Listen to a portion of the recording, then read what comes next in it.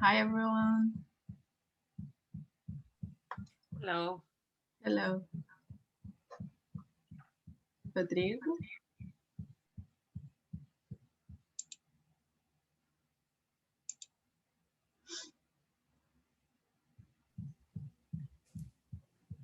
Larissa.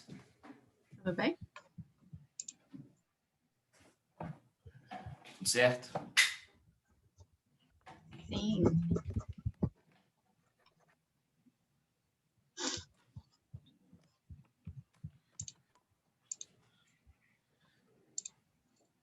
Hello, Lucila.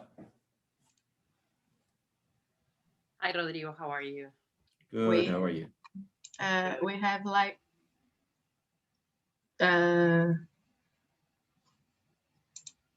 forgot 250 subscribes in the event, so I think we're gonna have a great audience. Great. Excellent. Very good.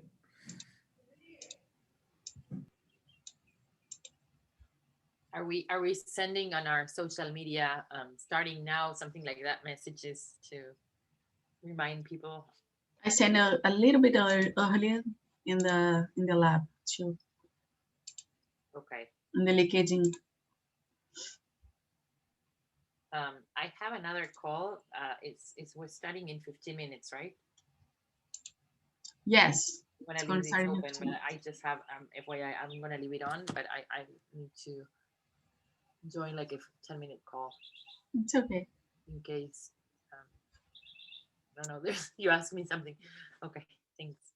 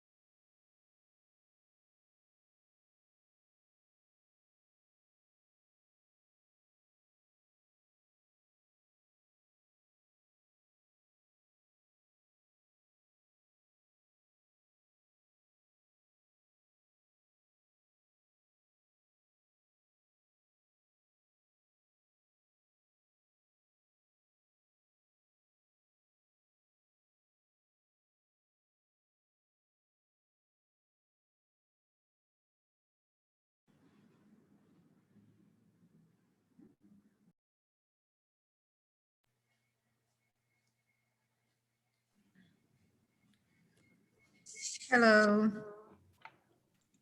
Hi, Carol. Hello. Olá. Hi, Caroline. Hi, Lucila.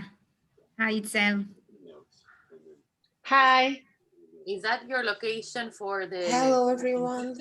Caroline, Hello, Bruno. Sorry, what did you say, is Lucila? that your location? How your computer faces right now for your presentation? Yeah, that's my actual background. Yeah. Ah, okay. Is it, I No, think because it's, of the light that is going, you know how if the light faces it in front of you, it looks better, Yeah. and it looks and you have that light on the side. I So- know, yeah. I changed location because of the internet connection. I think this, What if you better. like maybe put the blinders down? yeah, Just I'll because try I'll that. see you also you will see more, it's more defined. I agree.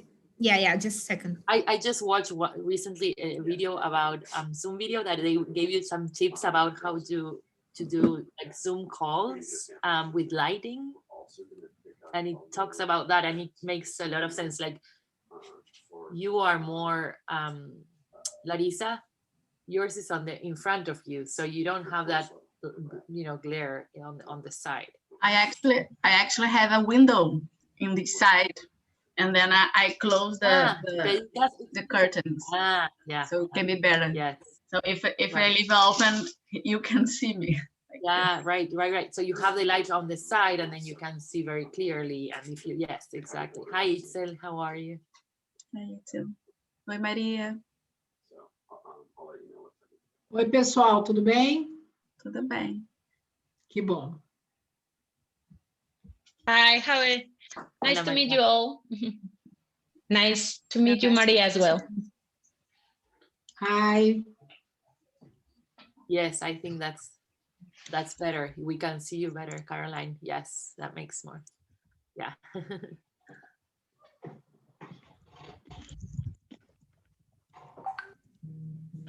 So I was saying that we should send all reminders that the webinar is starting in a few minutes, because people, when they receive the messages again, if they're not in tune, they remember that the webinar is starting. And so just like a last minute reminder. Caroline, just to understand, should we do everything in English, or are we going to be switching languages? We can't hear you. We can hear you. Caroline, we can't hear you. I can't hear you. Charles, see the Oh, she's saying she will reconnect. settings of the microphone. She did already.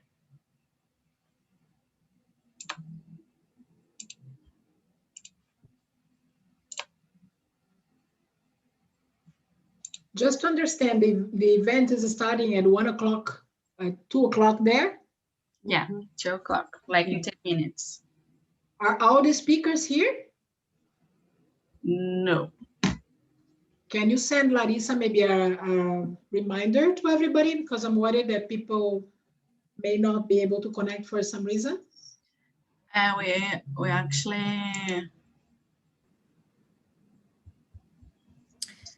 Hello, can you hear me now? Yes, now we can Okay. hear you. Excellent.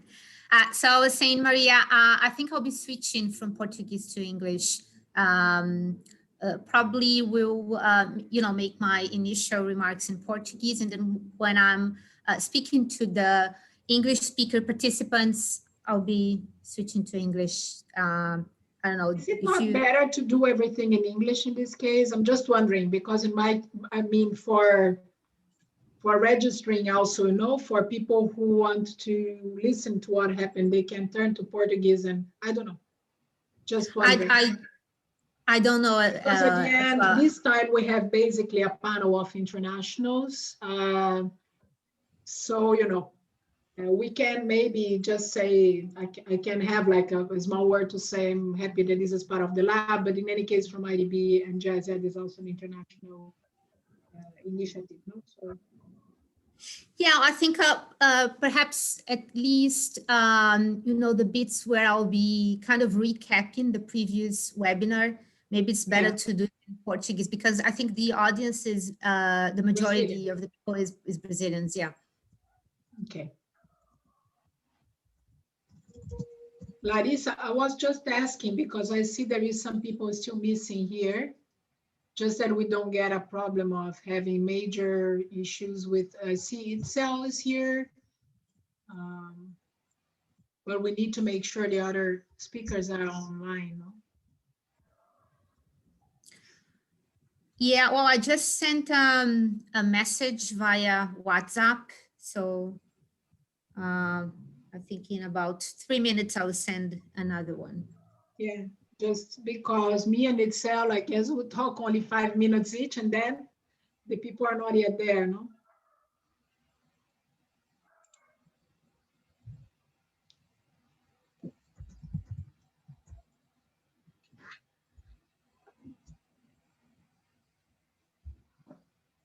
Just close it.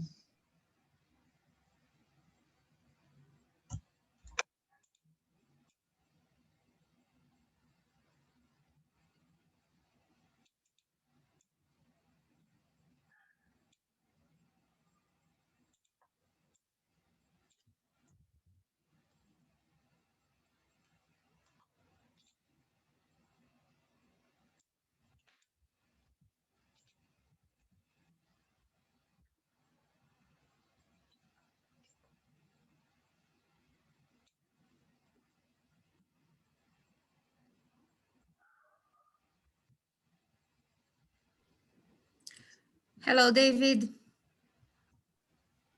Hello, Caroline. Hello, everyone. How are you? Good, thank you. Wonderful.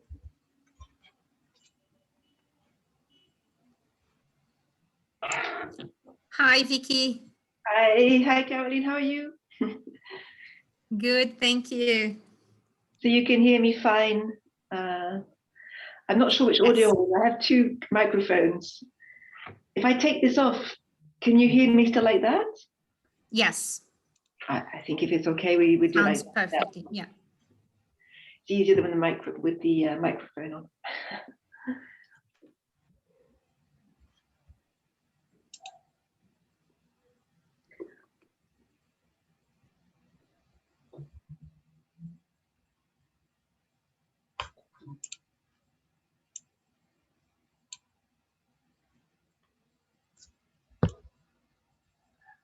Good job.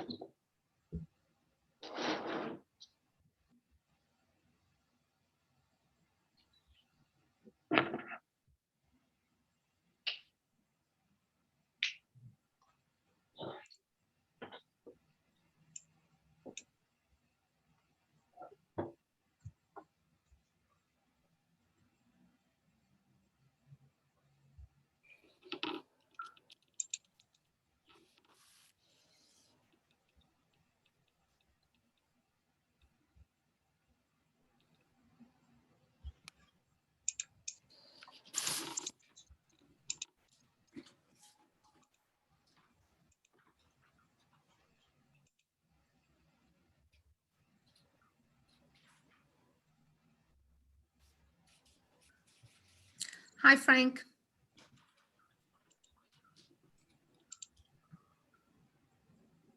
Hi, everyone. Sorry.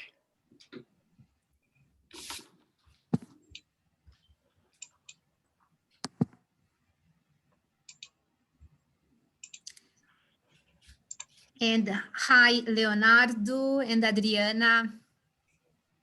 Hi. Hi, everybody. Hi, Adriana. Nice to meet you all.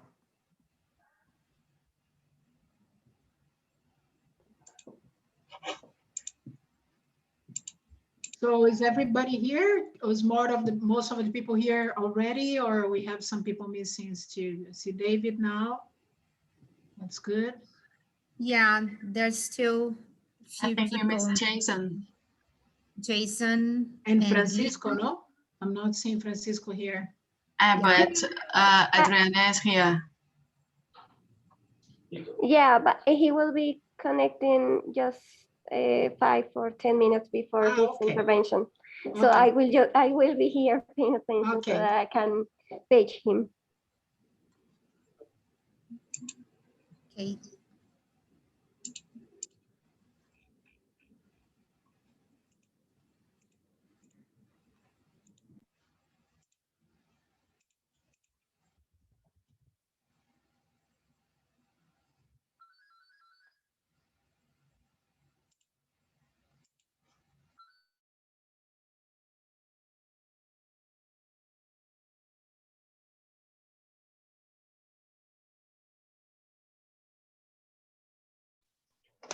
Hi, just to confirm, did you see my background? I said it's reading okay, or it's like backwards? It's okay. Is that okay? Ah, okay, yeah, because sometimes it's the reverse. Backwards, yeah, Thank yes. you. But yeah, you can see fine. Thank you, fantastic.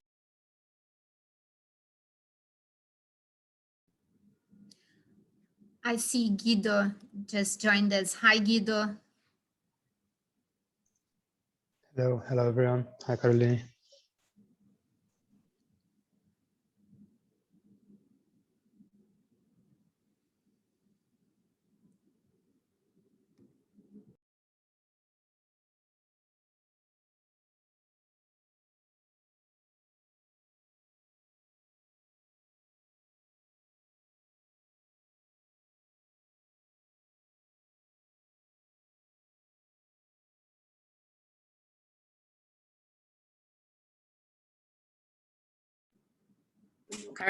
Caroline, did you see my comments of the text that you sent?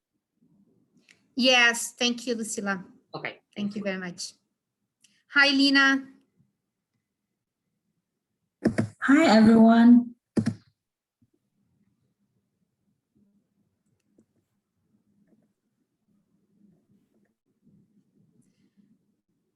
So I guess now just missing Jason. Oh, there he is.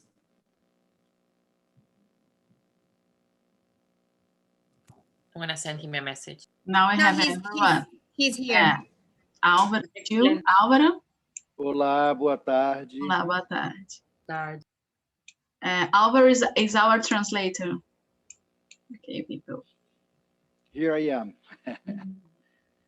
Olá, bom I think dia. you can already become I have to sign you. Just a minute. Yeah, Hi, remember, Jason. Hi. the moment I accept your invitation to work as an interpreter, I cannot chat with you any longer, okay? Okay, now we're gonna start in a minute. So I will make you Okay, I'm always ready. I see that Mr. Jason is on. Hello. Jason, hello, how are you? Doing well. How are you all? Fine, thank you. I actually took a look at your presentation. It looks very nice. And Thank you. I just want to remind you to speak a little slower than you usually do so that we can keep in the same pace with you, okay? Sure thing. All right, thank you very much. Oi, Caroline, boa tarde. Boa tarde. Tranquilo, né? Tudo certo. Beleza. Se vocês não têm mais nada para me avisar agora, eu então vou aceitar a minha missão como intérprete e aí nós só poderemos conversar pela sala de interpretação. Tá tudo ok? Ou vocês têm Tudo mais algum ok. recado para me passar? Não, tudo certo. Muito obrigada, Álvaro. Ok, eu vou desligar minha câmera para não atrapalhar vocês, tá bom? Tá bom. Ok. Let's start share just a minute too. We can start. I can start the webinar. We all here? So, We all prepared? Yeah, Go I ahead. think. Good webinar for everyone. Thank you.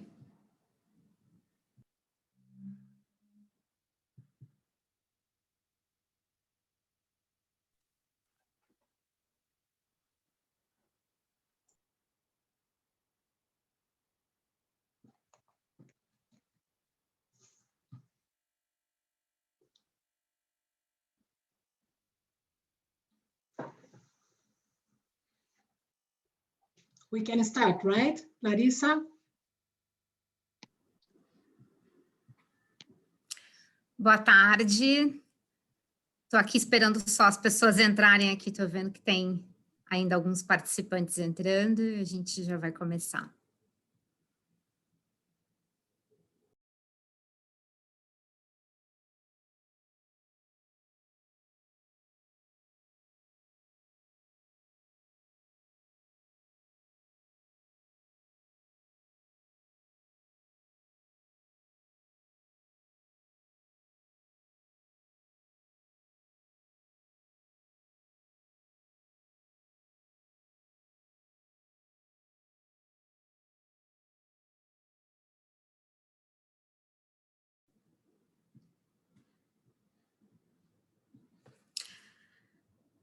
Bom, vamos começando por aqui, então. Boa tarde a todos e todas.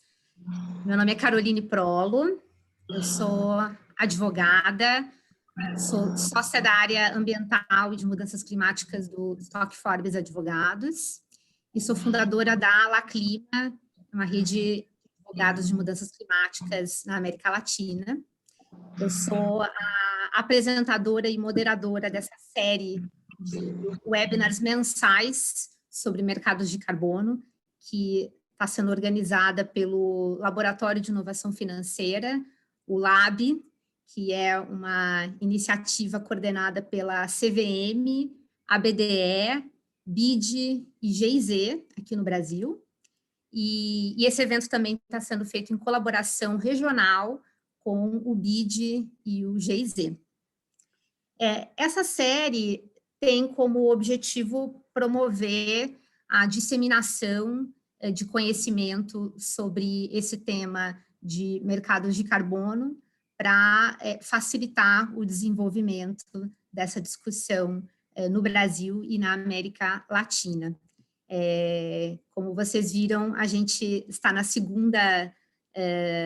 segundo episódio da série. No primeiro, nós tratamos de um panorama geral sobre o assunto mercado de carbono, fizemos um giro sobre os mercados internacionais, os mercados domésticos e também os mercados voluntários. E agora a gente está se encaminhando para, no segundo webinar da série, falar sobre mercados domésticos de carbono, mais especificamente. Eu vou explicar aqui como vai funcionar o nosso evento e dar algumas orientações iniciais para vocês. Nesse caso, diferente do primeiro webinar, nós vamos ter um grande painel. Nós temos 6 painelistas hoje, então é um grande número de especialistas para trazer essas discussões para a gente. Mas antes a gente vai começar com uma abertura aí das nossas organizadoras de parte do BID e do GIZ. Aí depois eu vou fazer uma breve recapitulação do que nós vimos no primeiro webinar e que tem relação com o tema deste encontro de hoje. Aí o nosso painel vai se formar, vamos ouvir dos nossos 6 painelistas e no final vamos ter uma sessão de Q&A. Bem, o evento, assim como da primeira vez, também vai ser feito com as perguntas especificamente por meio daquela ferramenta de Q&A que vocês podem ver aí na parte de baixo da tela, mas é claro que comentários no chat são muito bem-vindos. Nós temos também, como vocês podem ver, a ferramenta de tradução do português para o inglês, também está na parte inferior aí da tela, no canto direito, basta que vocês indiquem ali a língua em que preferem ouvir a tradução. Eu vou falar em português e em inglês em alguns momentos aí, porque nós temos também a maior parte dos nossos painelistas vai falar na língua inglesa. Bem, acho que já estamos prontos, então, para começar nosso webinar. E com isso eu começo apresentando mais uma vez a Maria Neto para fazer suas considerações iniciais. Maria Neto, que tem mestrado em Economia no Instituto de Estudos Internacionais de Genebra, atua há mais de 12 anos no Banco Interamericano de Desenvolvimento como especialista principal em mercado de capitais e instituições financeiras. No Brasil, é a responsável por liderar o Laboratório de Inovação Financeira, que é que é o maior espaço de colaboração no Brasil de especialistas do sistema financeiro para promover finanças sustentáveis. E antes disso, a Maria Neto também trabalhou no Programa das Nações Unidas para o Desenvolvimento e na Secretaria da Convenção de Mudanças Climáticas da ONU, na UNFCCC, onde foi responsável por liderar o trabalho da instituição na cooperação financeira bilateral e multilateral e acompanhar os fluxos financeiros para enfrentar as mudanças climáticas e o desenvolvimento dos mercados de carbono. Maria, seja muito bem-vinda. Obrigada, Caroline. É um prazer para nós estarmos aqui representando o Banco Interamericano de Desenvolvimento, mas também todos os sócios do Laboratório de Inovação Financeira no Brasil, que essa é mais uma iniciativa do laboratório, mas também para nós uma iniciativa importante, também regional.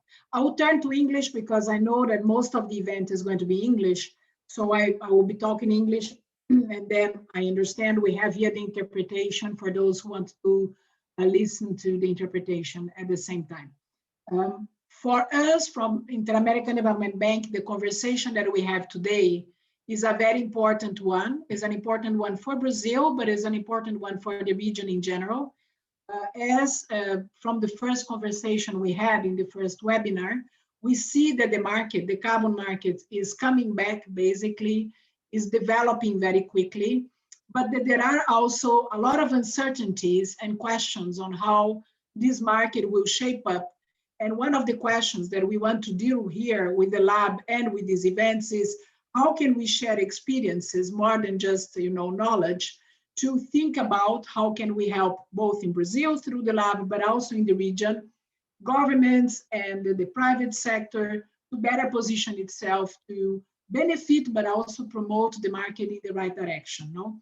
In this sense, I think we have very interesting examples today from the region and outside the region on how some of the governments at national level or regional level have been addressing somehow the regulation and testing, giving some more certainty on how the market should operate.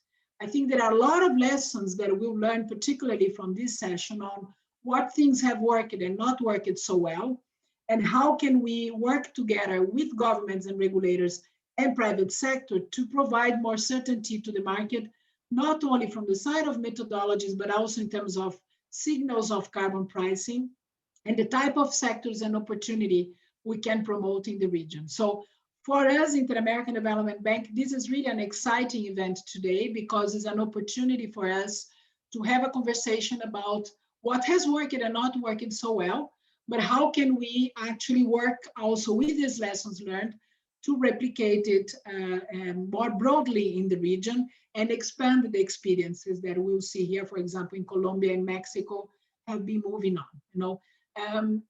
For us, the national experiences are very important as well as the international ones. The series of webinars will be looking at different perspectives. I understand we'll have in the next sessions also the voluntary markets. We'll be looking at also some questions relating more of the uncertainties that are in general there, both from voluntary as well as this kind of, some national regulated markets.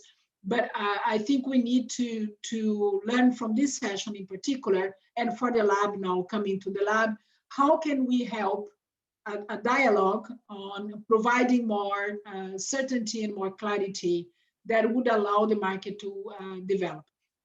This year is an important year in terms of preparation. We are very hopeful from the side of Inter-American Development Bank.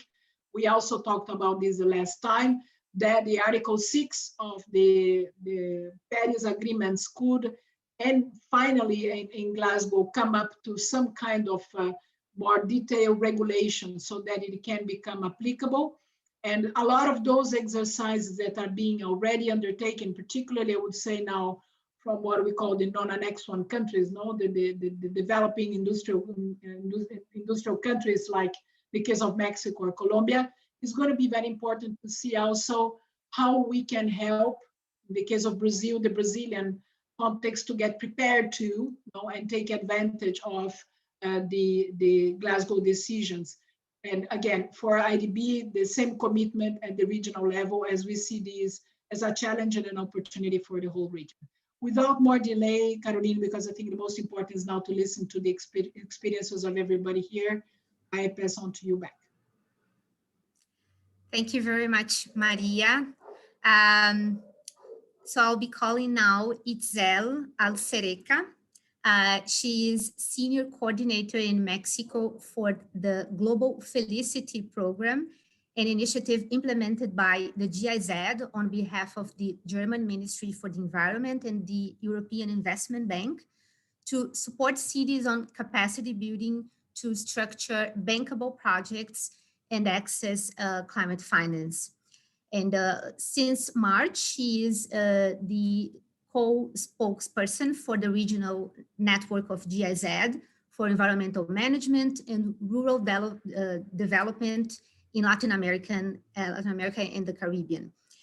And Itzel also holds a degree in chemistry and a master's in engineering and project management. She has experience in planning and implementation of projects related to climate change and sustainable development in local governments in Latin America, as well as financing mechanisms for sustainable infrastructure in close collaboration with the federal government and international cooperation agencies. Thank you, Itzel. The floor is yours. Thank you, Caroline, and thank you, Maria, as well. Prezados, bem-vindos a este segundo webinario. Unfortunately, that's all my Portuguese, or Portuñol, so I will switch on English as well. So warm regards from a very sunny Mexico City. I thank these few minutes to address to you and meet you all.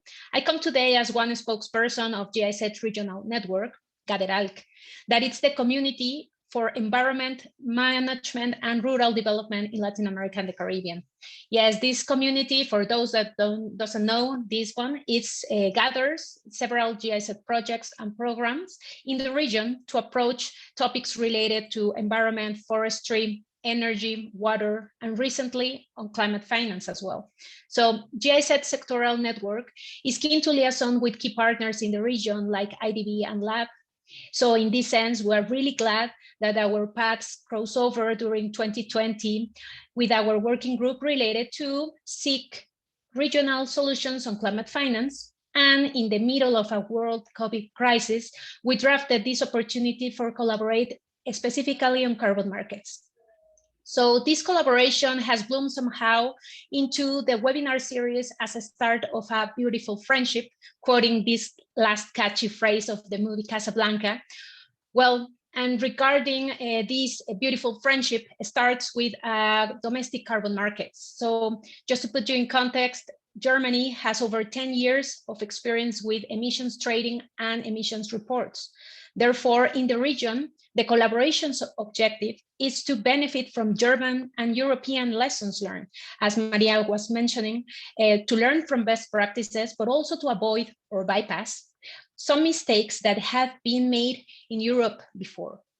Regarding the emission trading system, ETS, in Latin America, Maria was mentioning, well, some cases in Mexico, Colombia, Chile, and I want to focus one example where GIZ has been supporting through the project CISEM in Mexico. Well, of course, later on, our colleague from Mexican Stock Exchange Market, he will talk a little bit further, but it's important that this CISEM has been implemented since the year 2017, and the main counterpart is the Mexican Ministry of Environment, Semarnat. I don't want to super deep dive into this because later on you will hear it from the panelists themselves. Just want to give you a quick commercial and let you know that the implementation of the ETS test program started in January 2020 and will last for 3 years. Mexico is one of the first countries in Latin America to implement an ETS, but also the energy and industry sectors are regulated approximately 40% of the country's GHG emissions are covered.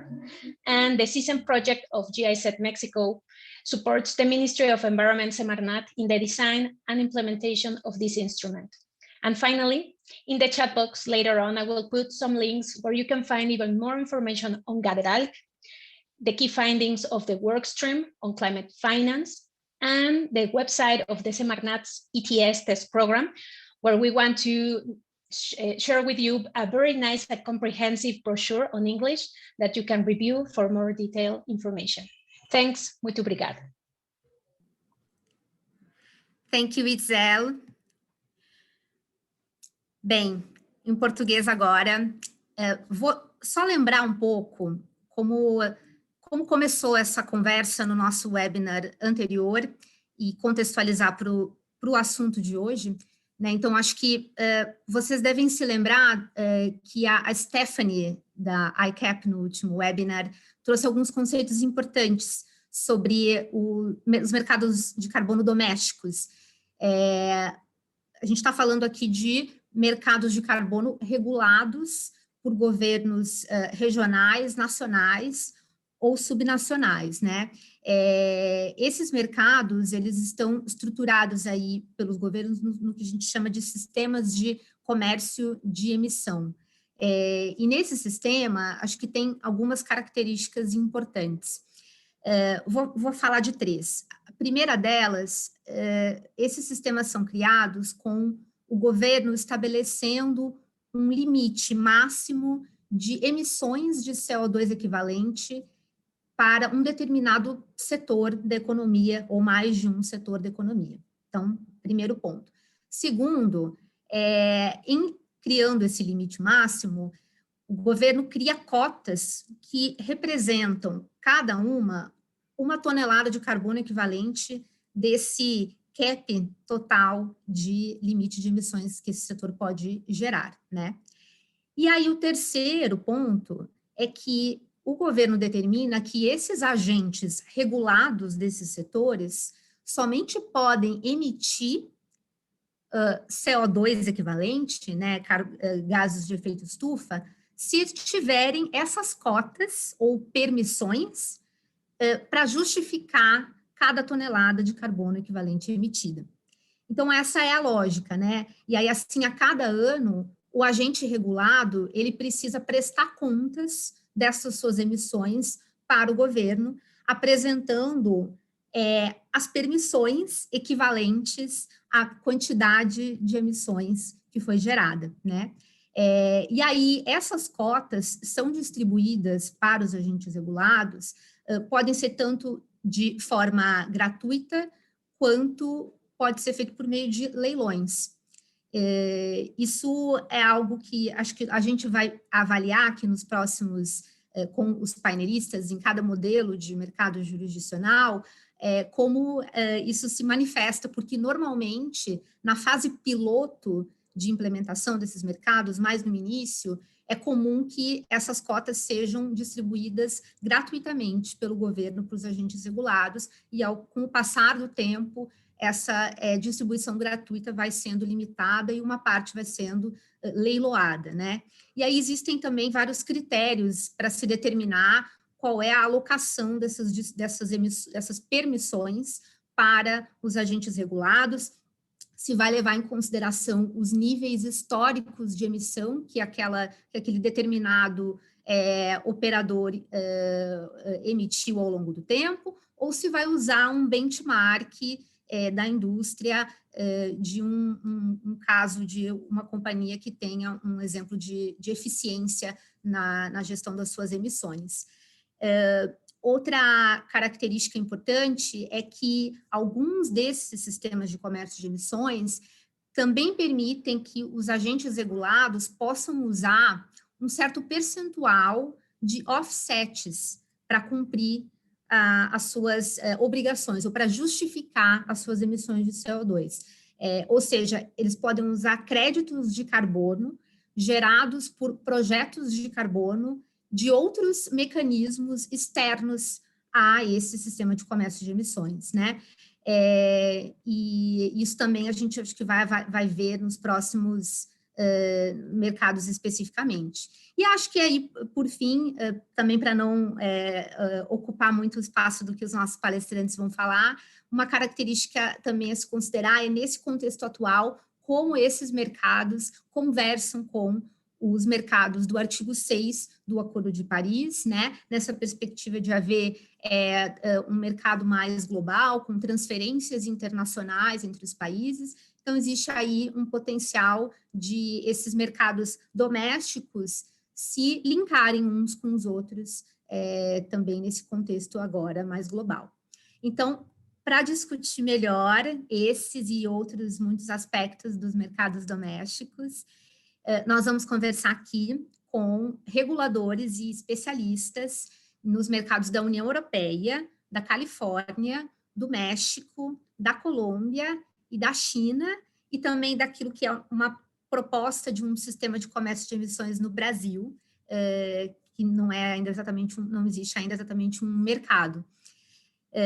Espero que vocês gostem, e vou, sem mais delongas, chamar, então, o nosso painel, e agora vou mudar para o inglês. Mas não sem antes dizer que a lógica, vocês vão perceber, é a gente contar uma história da implementação de mercados de carbono domésticos. A gente vai começar dos mais antigos para os mais novos, para poder também acompanhar essa evolução. So, shifting to English now, I'm calling here Vicky Pollard. Vicky has been working on environmental policy and economics since 1993. She joined the European Commission in 2004 and worked on the EU's Lisbon Strategy for Growth and Jobs and the review of the EU Sustainable Development Strategy before joining the climate change team. She has worked on climate change for the Commission since 2006, covering international negotiations and also relations with the US and other OECD countries and domestic policy, including the implementation of the EU emissions trading system. In August 2014, Vicky took up the post of First Counselor on Environment and Climate in the EU's delegation to China, based in Beijing, covering all aspects of the relationship with China on the environment and climate change. Vicky returned to Brussels in September 2019, where she is now a team leader for international carbon markets in the European Commission's DG Climate Action. So Vicky, thank you very much, and you have the floor now. Thank you very much, Caroline, Maria, and Itzel, and thank you very much to Lab, to IDB and GIZ for this opportunity to speak. I'll just share my screen with you. I have a few slides, and I hope you can see those. Okay, is that working? Yes. Good. As I think you, I have to be able to change screen, better. The EU emissions trading system has been in place since the 1st of January 2005. And as Caroline explained, it's a mandatory cap and trade system. That is, we have 11,000, more than 11,000 installations and aviation operators covered by one single cap. So we have a limit on the total emissions that can be emitted by those polluters.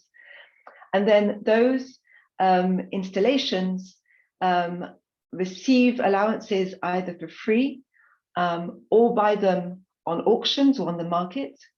And they can determine themselves how many allowances they need for their own purposes to comply with the legislation, and whether they trade those allowances or not. And it's the trading of the allowances on the market which determines the carbon price for under the EU ETS. This is a very important factor of an ETS because it ensures that we have a carbon price signal across the EU economy. And that carbon price signal is determined by demand and supply in the market and not set by government. It's been important for us as decision makers because we know what it really costs to meet the targets in the EU ETS. But I think it's also very important for the stability of the system, and very much so, a very important signal as we go towards climate neutrality, showing the need for action and helping those who want to invest in low carbon solutions. So coming back to why we do cap and trade and why we have a mandatory cap and trade system, there are two big advantages. The first is that it gives us certainty in terms of emissions reductions. So we know that for those sectors covered, we know that their emissions will not go over a certain amount year by year. And that's tremendously important. That trajectory is also very important for the operators to know what is happening in terms of the carbon budget available overall. But the second reason for doing it is that, like all regions of the world, we're concerned about competitiveness, about the health of our economy, about the jobs being created. And an ETS creates a lot of flexibility for business. So it's an efficient system whereby companies can decide of themselves when to reduce their emissions, how to reduce their emissions, and whether they need to buy allowances and surrender them, or they'd rather make their own emissions reductions. And what we have now is a very large and liquid market in the European Union with very healthy trading. So we know that we get a good price discovery. The way the system works, as Caroline also explained, is that every year the installations have to monitor and report verified emissions data. They do that on by the 1st of April each year, and then they have to surrender a number of allowances to cover each ton of emissions for that previous year by the 1st of May. So now in the European Union, between the period where we have received the emissions data and before we receive the allowances to cover those emissions. What I can give you is, for now, is the data for 2019. And what we see is very big emissions reductions under the EU ETS. In 2019, we had a 30% reduction compared to 2005 levels, which effectively meant we've over-exceeded the 2020 target already 2 years ago. The data has been released from our registry on the 6th of April. You could find the data in Excel spreadsheet on our website, which shows that for 2020, there's a reduction of above 10%. But I can't go into the details right now because we need to do more analysis and we wait until late reporters come in with their data. What's also important to note is that we have developed the system over time. The system is now at the beginning of phase 4. So we've had already 3 phases corresponding to different climate policy targets. And whilst phase 4 is set up to meet the EU's NDC as it stood immediately after Paris for 2030, so with a target of minus 40% by 2030, in Europe, with the European Green Deal, we have a big increase in ambition. So we're moving to climate neutrality by 2050. We have a climate target plan, which has set a new target for 2030, which is a 55% reduction relative to 1990 levels. And we're now in the process of revising all the legislation for 2030 to reach that target. And that includes a full review of the ETS legislation. So we will be looking at the level of ambition, but we're also looking at what is included. So far, the emissions trading system has mainly covered big industrial and power sources plus aviation.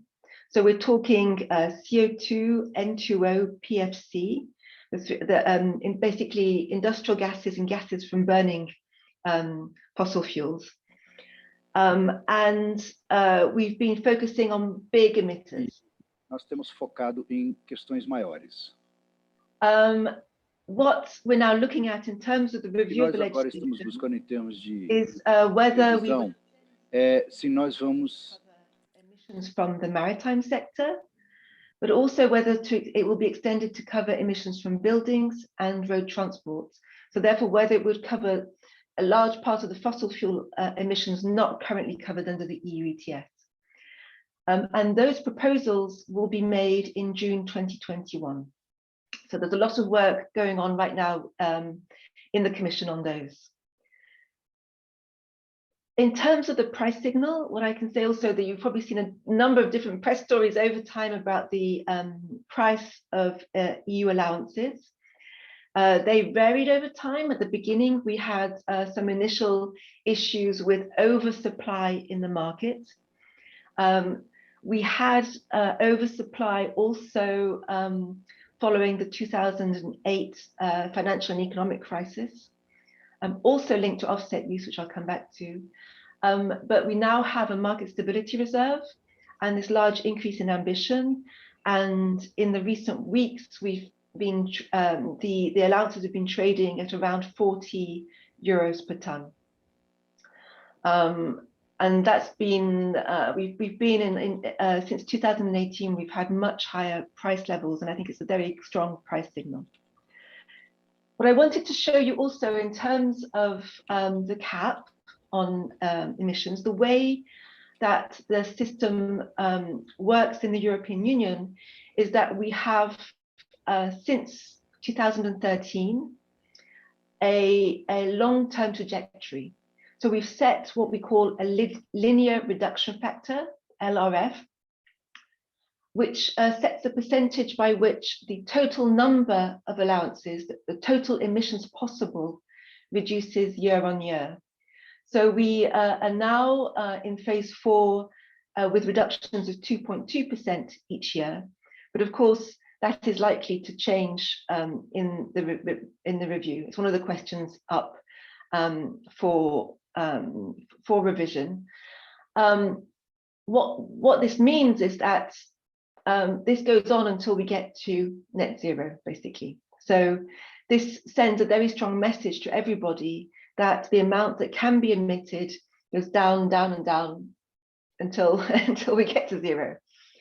What you can see here also are the different phases.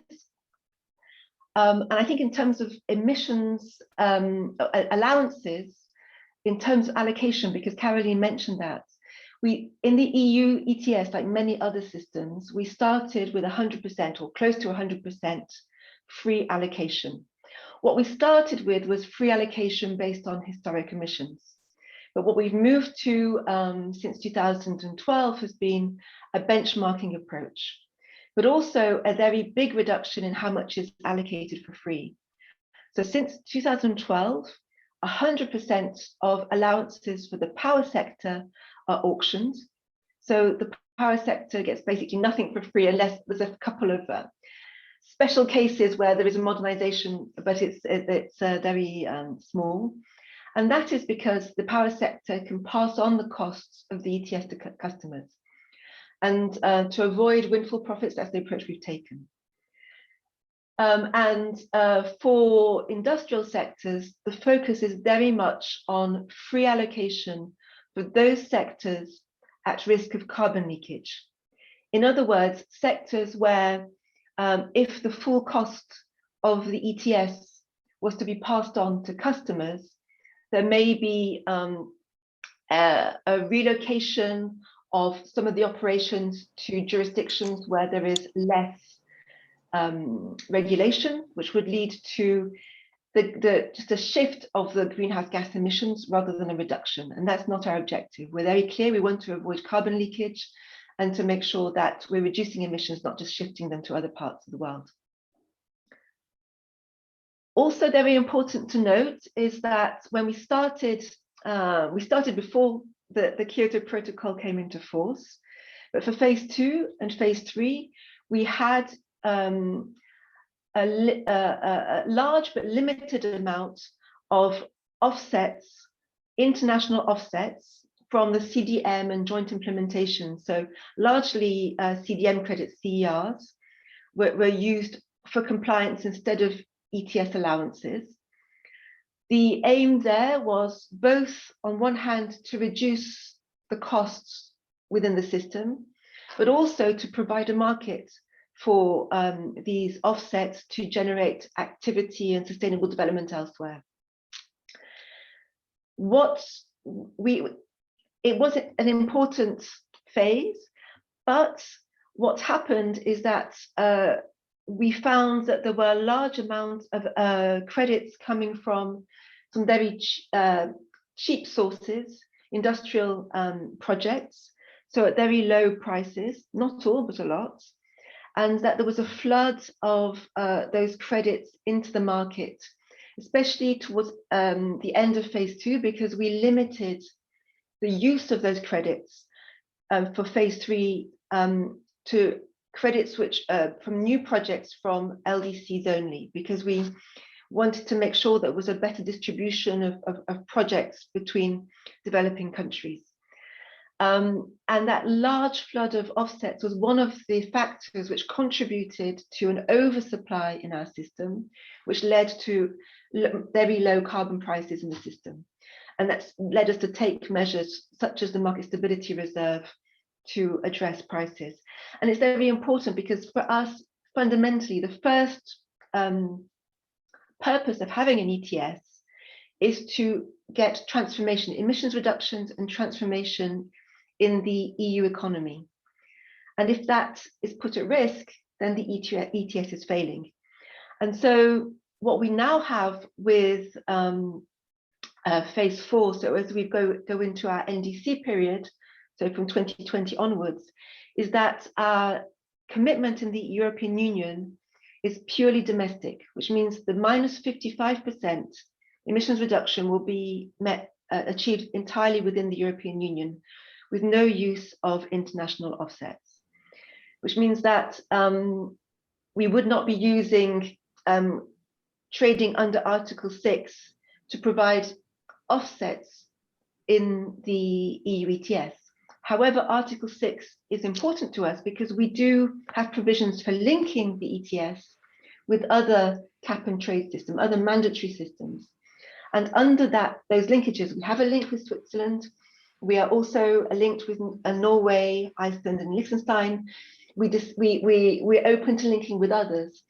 And under those arrangements, we would be doing accounting under Article 6. So that's where it comes in.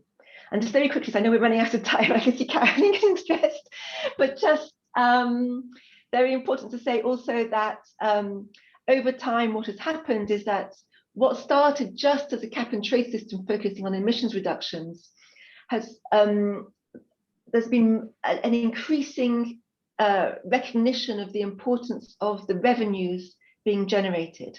So of course, as we moved from free allocation to auctioning, some very important revenues are being generated for our member states.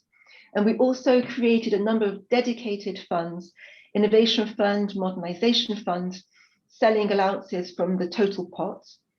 And I think this is very important. You know, the emissions trading system is about transforming our economy.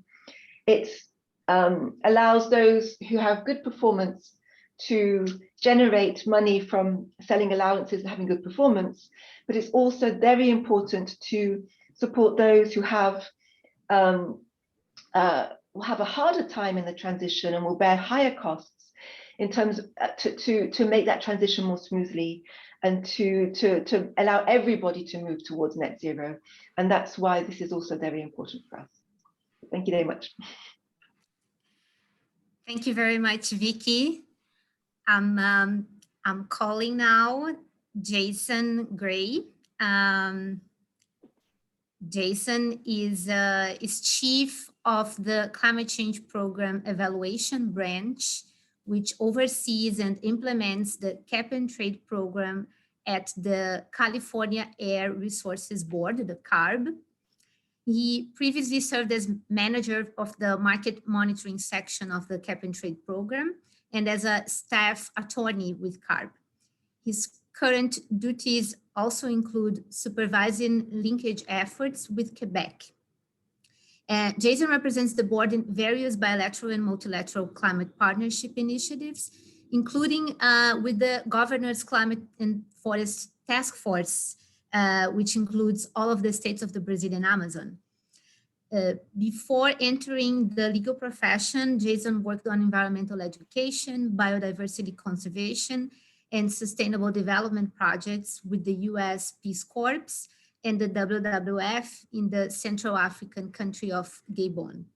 He received a bachelor's degree in biology and French from Gonzaga University and a Juris Doctor and certificate in environmental and natural resources law from Lewis and Clark Law School in Portland, Oregon. Jason, welcome, and you have the floor now. Excellent. Can everyone see my screen there? Perfect. Thank you, Caroline, and the lab, and IDV and GIZ for inviting me to be part of the panel today. This is honestly one of my favorite parts of the job I get to do, is to join discussions like this and hear from giants in the field like Vicky, and folks will hear from Colombia and Mexico and from ICAP, which we are an active member and I think the co-chair this year. So thank you for the invitation. It's really great to be here. As you said, I'm Jason Gray. I oversee the Cap and Trade program for the state of California. The California Air Resources Board is the state agency that is charged with mitigating climate change to our statutory targets, as well as a long history of working on statewide air pollution matters. All right. So I find it helpful to start with a little bit higher level context here, just to look at the progress that we've made so far, but also look at the challenges we have ahead.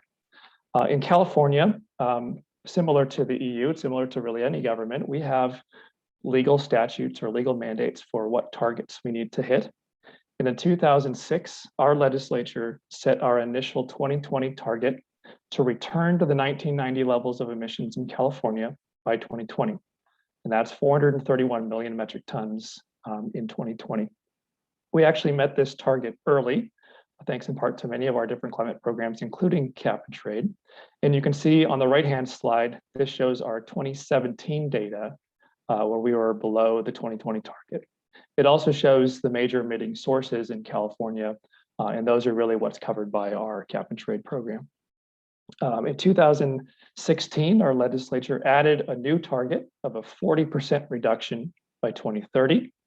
In our most recent climate action plan, which we call our climate change scoping plan, that I'll refer to several times during the presentation, look to lay out a cost-effective and technologically feasible path to achieve the 2030 target.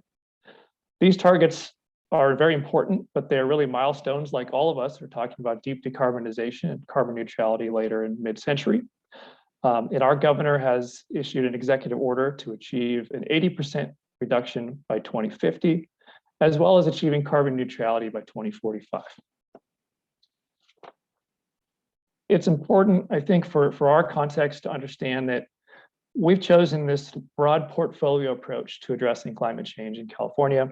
We don't rely on any one program, but instead a series of policies, and some of these policies actually overlap. The Cap and Trade program is an important one of the policies, and it really helps complement those other measures. So if you're reducing your emissions because of our renewable portfolio standard, that's a lower obligation in Cap and Trade.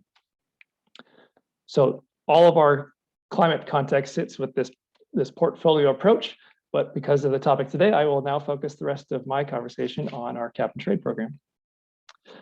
And many of our elements are similar to what has occurred in EU ETS and other ETSs, so I think that's a great kind of lesson to build on what's existing, and I know that's the main purpose of the conversation today.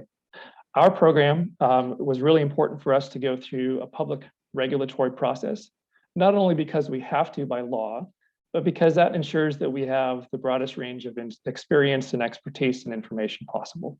So we've done a lot of workshops, years of workshops, draft regulations, expert working groups, discussions with the EU ETS and others to learn from those experiences in our own design questions, market experts, and the public.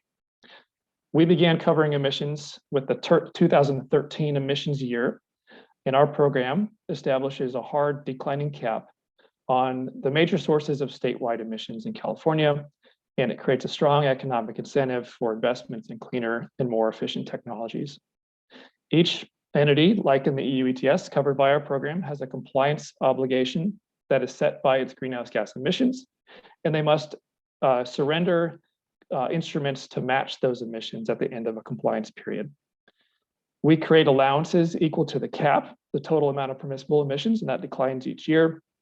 And like everyone else, one allowance equals 1 metric ton of greenhouse gas emissions. Because our cap declines, fewer allowances are created each year, and overall emissions have to decrease over time. We have an auctioning mechanism that helps with price discovery.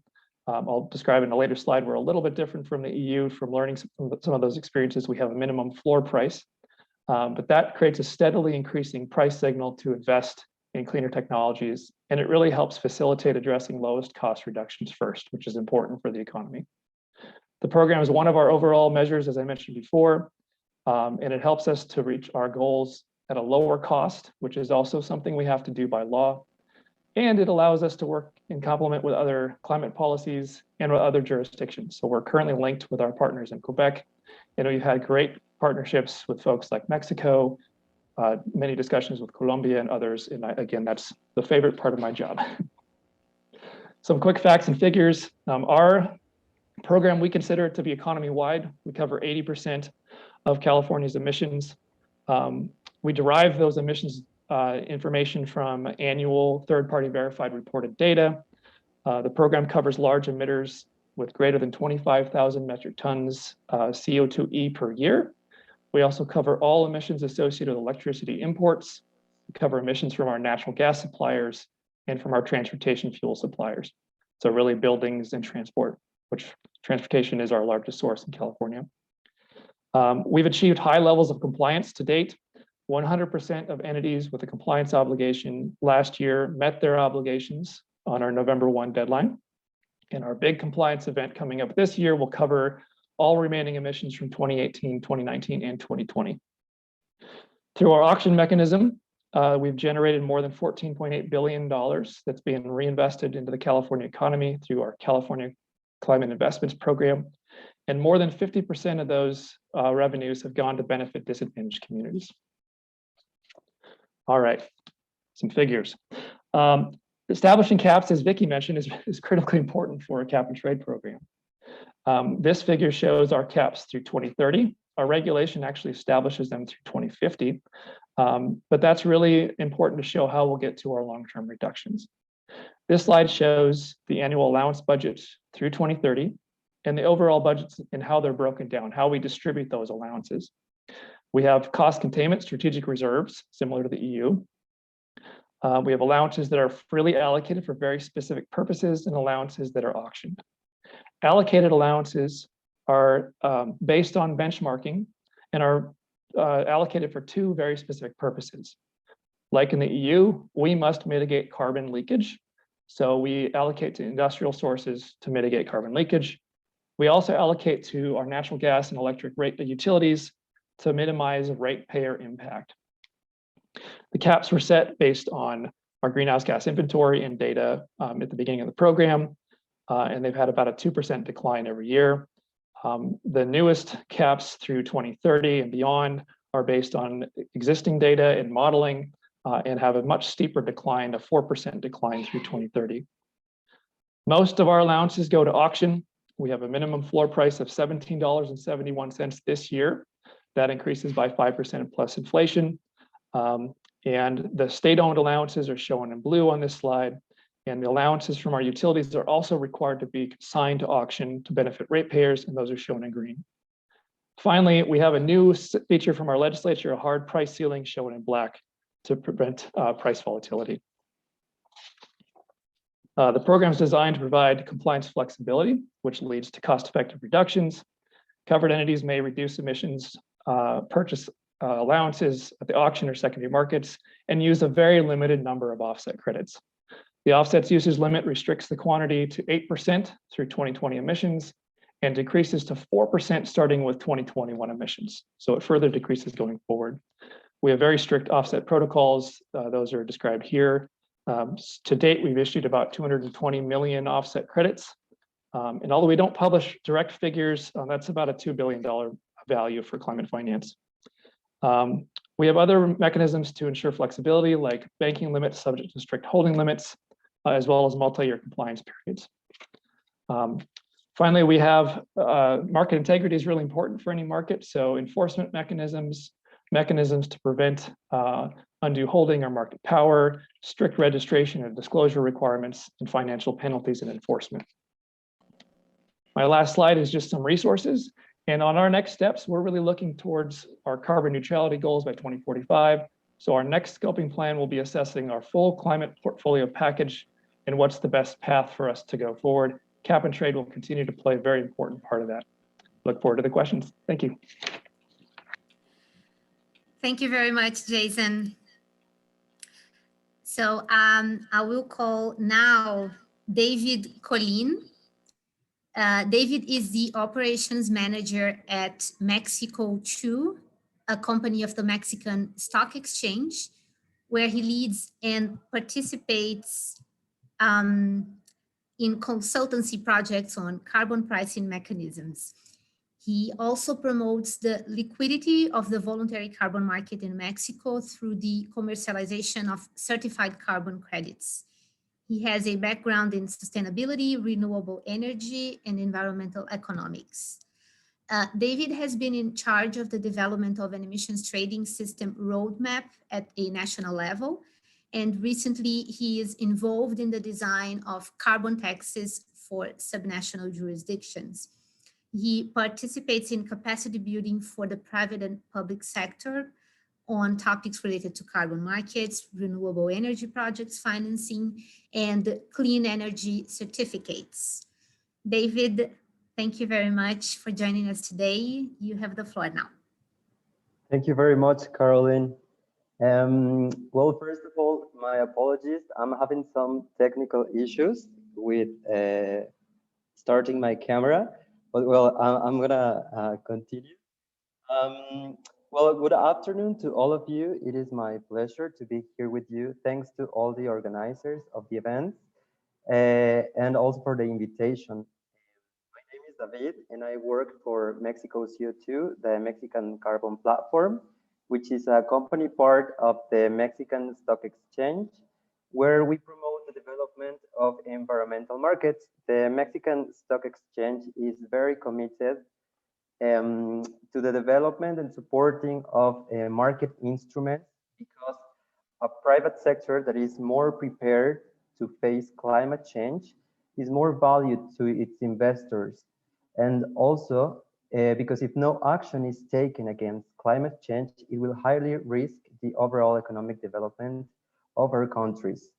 So why an ETS was implemented in Mexico? Well, I think itself from GIZ was already saying some reasons, but I would recall just a couple of them. First of all, for the achievement of mitigation goals according to the Mexican NDCs. And number two, because an ETS, a carbon market, is a cost-effective way to reduce emissions for the market participants. So with this in mind, let's briefly review some of the most important technical aspects of the Mexican ETS on its first stage, the pilot phase. The program officially started on January 1st of last year with a pilot phase, and it is going to be fully implemented operational in 2023, going through a transitional phase starting on 2022. After an analysis of the Mexican emissions profile of different sectors, its characteristics, and also considering emissions mitigation goals, it was announced that the coverage of the program includes the whole energy sector and the industry, mostly as other jurisdictions, as mentioned from the EU ETS and also from California. For the pilot phase, the only greenhouse gas covered is carbon dioxide. the emission threshold for participation was determined to be 100,000 tons of CO2 and above. This means that about 300 facilities from about 60 to 70 companies will be surrendering and exchanging allowances and also acquiring carbon credits under this program. The covered emissions under this national ETS will represent about 37% out of the total national emissions. The allocation allowances for the pilot phase, which was announced at the beginning of this year, was based under the grandparenting method, and such allowances will be provided for free. It's going to be 100% free allocation to all participants, only during the pilot phase. For the upcoming operative phase in 2023, auctions could take place in the allocation rules. Here. The cap for the first year of the program was determined in 271 millions of tons of CO2. And for this year, 2021, the number will increase actually to 273.1 million tons of CO2. In theory, this cap will reach a peak year during the operative phase. And since then, a reduction of the level of the cap will take place, also considering the business as usual scenario. This program counts with flexibility mechanisms such as the use of offsets, and which will allow participants to comply with the 10% of their obligations through carbon credits generated from uncovered sectors. So, for example, credits generated by the energy or industrial sectors will not be eligible, but forestry projects or transportation or perhaps other sectors will actually be eligible for this component of the flexibility mechanism. Another flexibility mechanisms are early actions. Banking will be allowed during the operative phase only if participants comply with their obligations during the pilot phase. On December last year, the Ministry of Environment, SEMARNAT, they published the allocation rules and also the criteria, as mentioned before. On January this year, an official announcement of the allocation was released in the official gazette.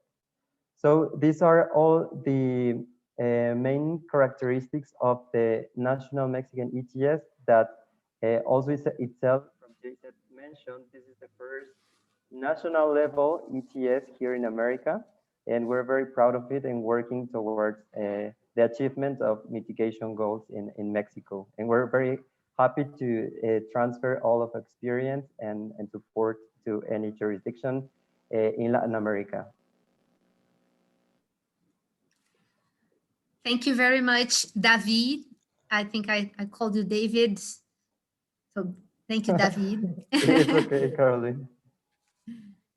Sometimes I call myself Caroline to make it easier when translating as well. But okay, well, thank you once again. And moving on, we are now calling Jose Francisco Chari Ruiz, who is the current Director of Climate Change and Climate Risk at the Colombian Ministry of Environment.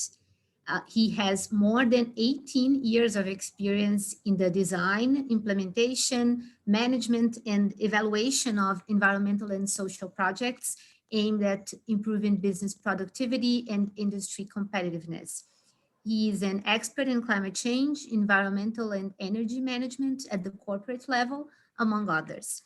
He graduated as a mechanical engineer from the University of America Foundation and has a master's degree in environmental and energy management in organizations from the University of La Rioja in Spain, and a specialization in business administration from the Sergio Arboleda University. He has worked as a consultant at the IDB, as an expert in the development of energy savings valuation methodologies, and as a specialist in climate change mitigation, energy efficiency, and carbon finance, among others. Jose Francisco, it's a pleasure to have you here. Please, you have the floor now. Thank you, Caroline, and thank you everyone here for sharing with us these topics and this important space to talk about the carbon markets, the carbon pricing mechanisms, and other options that is really important for our region at this moment. You know, we are working to comply with our commitments with the Paris Agreement and other things associated with the call that the science is making in terms to reduce emissions for the world. In this case, we are going to talk about the carbon pricing in Colombia, carbon pricing mechanism that we are implementing here. We are moving just right now with a carbon tax. We have currently a carbon tax implemented with several results during this process, but we are trying to move now in our ETS. We are moving to develop our national system to comply with our goals. Let me share with you my screen. Okay. Can you confirm me if you are seeing my screen? Yes. Okay, thank you. Well, our experience developing this kind of instruments starting several years ago. We start with our climate change policy, in which we establish specific lines to work searching our low carbon development. In this case, we establish some specific strategies to comply with that. After this climate policy, which was submitted in 2015, we established in 2016 through the law 1819 our national carbon tax. This is our first instrument in carbon pricing mechanisms, in which we tax the consumption of fossil fuel is the taxable assumption. In this case, we develop an additional instrument, which is the carbon neutrality mechanism.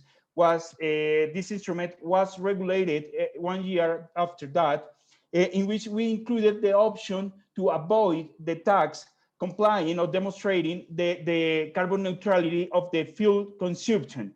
In this case, after that, we established the ratification of the Paris Agreement by a specific regulation in our country, establishing the basis for the work in the next years. After that, we developed our climate change law in 2018, in which we defined the possibility to use or to have our national program of tradable carbon emission quotas. This is the beginning of our ETS, the process that we are starting at this moment. After that, we defined through the resolution 1447 in 2018, the basis for national accountability of emission reductions. This is through some specific platform that we designed for that, which is called RENARE. RENARE is our national registry for emissions. In this registry, we include some specific things associated for the compliance are the instrument. This is the instrument that we use to guarantee the compliance of our carbon tax and the carbon neutrality mechanisms associated to that. Our carbon tax is our first approach to this kind of mechanism. The main characteristics of this tax is the tax is over the carbon content of the fossil fuels. This means that the use of this kind of fossil fuels in Colombia is applied this kind of overcost associated to the tax. It's important to have in mind that the tax is only applicable to some liquid fossil fuels, such as gasoline, oils, diesel oil, jet fuel, other kind of some kinds of natural gas, not applicable for domestic use, only for residential use, sorry, is applicable only for the natural gas for some specific industrial applications. In this kind, having this in mind, the taxable event inside our carbon tax is the sale of the fossil fuels. And even we include the subtractions or the possible leakage from this kind of the importation of the fossil fuels too. All those events are included in our carbon tax. The subjects to the taxable applicability are the producer or the importer of the fossil fuels here in Colombia. The producer or importer are included as user two in case that they are using some specific portion of the fossil fuel for their own consumption. In addition, the responsibles for this tax are the producers are important throughout all the chain value of the fossil fuels. In this case, it's important to have in mind that the passive subjects, that is the final users of the fossil fuels, in this case, has the specific regulation to apply to the no concession or the exemption of the carbon tax, that is the carbon neutrality mechanism. To have in consideration, the carbon tax have at this moment a tax rate. The tax rate is starting something like $3.5 per ton, the equivalent of 3.5 equivalents per ton of CO2. But this value is increased in the time. Every year is increased, considering the cost of value, the cost of life in the country and the inflation of the country. At this moment, the current rate is associated or is real close to 4.5 or $6 per ton of CO2. This is the equivalent of the carbon tax. This means that this is the floor, the floor that we put to the possibility to compensate or to reduce or to apply to the no consumption of the carbon tax. How is working the carbon tax? We have two possibilities to apply. One, to pay the tax at the moment that you are using the fossil fuel, or to apply to a carbon neutrality mechanism. Considering that in this case, the user or the final consumer is who is paying for this added value at the price of the fossil fuel. This mechanism works through a passive subject. In this case, is a major dealer of the fossil fuel, which is the connection between the user, the final user or the final consumer, and the responsibility of the tax, which is the producer of the importer. In this case, the passive subject is who is in charge to prepare all documents or to make the process to apply to a carbon neutrality mechanism in order to not to cause the tax. To not to cause the tax or to apply to a carbon neutrality mechanism, we define several rules throughout this specific regulation. In this case, the first thing is we identify some specific projects or some specific initiatives that can apply or that generate emission reductions to be used for the carbon neutrality, in this case for the combustible, for the fossil fuel usage. And they need, or the passive subject to apply needs to demonstrate that these initiatives belongs or are being or was developed considering some specific certification program or some specific carbon standard. This means that you need to demonstrate that the project activity that generates the emission reduction is a reality and comply with the most specific and most strict standards and rules they've designed for that. So those reductions can be demonstrated or can be analyzed under the control of the validation and verification bodies, which needs to certify the results of the emission reductions before to be used. In 3 years of operation of our carbon neutrality mechanism, we have interested numbers because at this moment we have more than 3,000 applications for carbon neutrality or requests for carbon neutrality, covering more than 42 million of tons of CO2 that provides from different initiatives. In this moment, 84% are related with domestic initiatives because since 2018 we closed our process only to use or only to permit the use emission reductions obtained locally. This means that the initiatives, more than 100 initiatives that we have, belongs for different sectors: energy projects, renewable energy projects, sustainable projects in transport or in waste handling, industry, mainly in energy efficiency, or the forestry industry. In this case, if you can see in the middle of the screen, the graphic shows that the most important representation and the results applied for the carbon neutrality mechanism belongs for the forestry sector. And this includes new forestry projects and RED projects in this case, or avoided deforestation projects. In addition, the mechanisms show us the possibility to develop a new services associated to this kind of carbon markets or these voluntary carbon markets. In this case, some actors in the process define or identify the possibility to generate some group of representatives, and in this case creates a carbono as a foundation that represents the interests of different actors in the market in Colombia.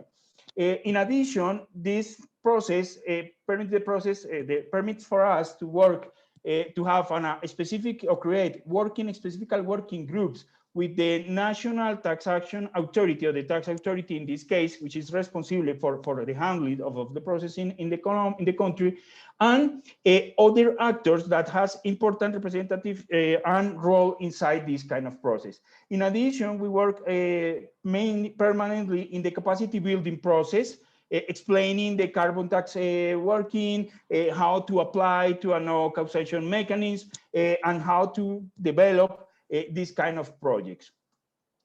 After this process with our carbon tax, we are trying to move in our new process, which is include our new ETS.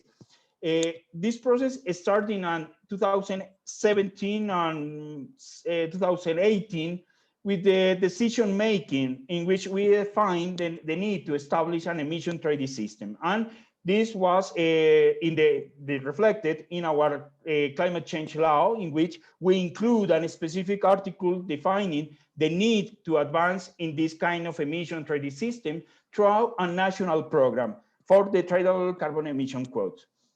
And we define the roadmap to design this kind of system, this kind of programs over the time. The recent years, mainly 2019 and 2020, we implemented the stage 1 of this roadmap, which is the preparation that our ETEs by formulating, and in this case, specific guidelines, specific rules for the design of this kind of process, of this kind of program. This process has been supported by the PMR and different corporations in which we obtain technical support for develop all these kind of activities. Now, the next steps, considering 2020, part of these steps that we are making just right now, we are completing the design of our program. We are preparing other simulation courses about the carbon market. The last year, we developed one simulation course, the carbon market. In addition, for this year, we are trying to identify the specific regulation that we need to develop for the management and negotiation with the sectors, or even to establish the rules that we are going to use for the specific operation of our carbon national emission trading system. In addition, we are working in the preparation of the technological infrastructure, identify the possibilities, the needs, and the most important thing, the options that we have to use these kind of technologies to guarantee that the full operation of our system. The program will be released in 2022, but this is not totally true, because the time that we are identifying, making the review of other experiences in the region or even internationally are related. Well, we will need more time, maybe 2 or 3 years additional, in order to create capacities, to establish specific rules, and to fully understand what is happening with what will happen. We will have an emission trading system, and how the other sectors we are going to be affected with that. And we expected to have the implementation of a pilot program in 2 or 3 years approximately. Just right now, we are working in policies, development policies associated with the carbon tax and the relation with the carbon neutrality mechanisms, and the relation that we will have with the ETS, the institutional arrangements, creating capacities, creating options to work with that. identify which sectors what gases, greenhouse gases, will be covered by our ETS, preparing the rules to define the caps, the types and levels of projects, the allocation, how we are going to do these kinds of allocations, and the flexibility or other things associated, for example, the prices, cost, or even a sanction regime associated for the incompliance of this kind of process. We are moving just right now in this, exploring this second phase of our carbon pricing mechanism, trying to develop this ETS in the short time, taking advantage of experiences that has different countries such as Mexico. Mexico, for example, is moving really fast with their ETS. We are trying to get this kind of experiences to replicate in our ETS. I think this is all. Thank you. If you have any question, please don't hesitate to show me at this moment. Thank you. Thank you, Jose Francisco. And I take this opportunity to encourage everyone in the audience to post questions on our Q&A desk. We haven't got many so far. So moving on, we are calling now Lina Lee. Lina is a senior manager at the Secretariat of the International Carbon Action Partnership, the ICAP, with more than 10 years of career experience in carbon markets, low emissions development, and climate and foreign policy. She is in charge of the political outreach, technical dialogues, and capacity building activities of the partnership with a focus on China and the wider Asia-Pacific region. She also oversees other consulting, research, and dialogue projects, in particular related to developing countries. Thank you very much, Lina. The floor is yours. Thanks, Caroline. I'm going to share my screen. I hope you can see it now. Good afternoon, everyone. Thanks for the invitation. Thanks for the lab, the IB and GIZ and all the organizers. And it's my great pleasure to join you in the second series of the webinar, and my colleague Steph actually joined the first one. So we are really happy that we would accompany such a nice journey, even though remotely. Today, I'm gonna share with you some of the insights into the relatively long journey of emission trading scheme development in China, which actually is started from different regional pilots, and now we are seeing a national carbon market emerging. Just to introduce a little bit our institution, the International Carbon Action Partnership is a multilateral government-to-government platform that focusing exclusively on the mandatory carbon trade systems. And since our founding in 2007, we now have 23 members and 5 observers from all the 4 continents that covering all the major ETS jurisdictions, for example, including Mexico. We have 3 major types of activities: technical dialogue, knowledge sharing, and capacity building. For example, in the past 2 to 3 years, we have organized various ETS academies. Maybe some of you have been participating in them in Latin American countries like Mexico and Colombia, together with our partners like World Bank PMR and GIZ. So we are really looking forward to watch the further development of emissions trading within the Latin American region and within Brazil as well. Looking forward to expand our activities in collaboration with more partners. Now, back to China, the other part of the world. The country, as you all know, is the largest greenhouse gas emitter and the second largest economy of the world. And it has enjoyed high speed of industrialization, urbanization, and motorization. And that also means that all the high speed economic development in the past 30+ years has created increasing environmental pressure, and that also include its climate footprint. The country is in a continuous reform and transformation process. The top leadership has set a country to really strive to achieve ecological civilization, which means to strive the balance of the economic development with the broader sustainable development agenda. And that also means that we are committed to a low carbon future. And also, like many developing and emerging economies, the country has an energy system that rely very heavily on fossil fuel, and its electricity sector is also highly regulated. So the transformation of the energy system and the reform of the electricity market actually come into play also when we talk about climate change policy and also emission trading in particular. The country has a policy framework that is embedding its climate change targets and major strategy for the broader economic social development. And China's broader economic social development actually is outlined in the country's 5-year plans with mandatory targets in different topical areas, including energy saving and climate change. And here I outlined you some of the recent 5-year plans from the until the most recent one just released last month on the 14th 5-year plan. Bear in mind that when China started this journey on exploring emission trading as a mitigation instrument for the country, we were only at the beginning of the 12th 5-year plan. At that time, China had I think Copenhagen pledge for 2020, but the policy framework was not developed as a slide.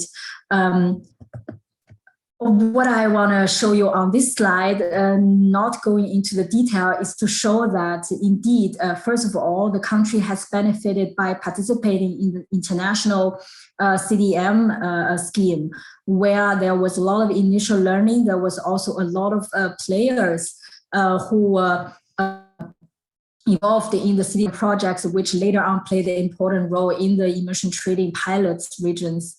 And there was a policy turning point around 2010 when the country started to take up more domestic climate and energy target, and the country traditionally relied on command and control targets, and the government recognized that the cost is relatively high, and they would like to explore a market-based approach such as emission trading to control the cost, as Vicky outlined, and also Jason, that it is a major attractiveness for the government.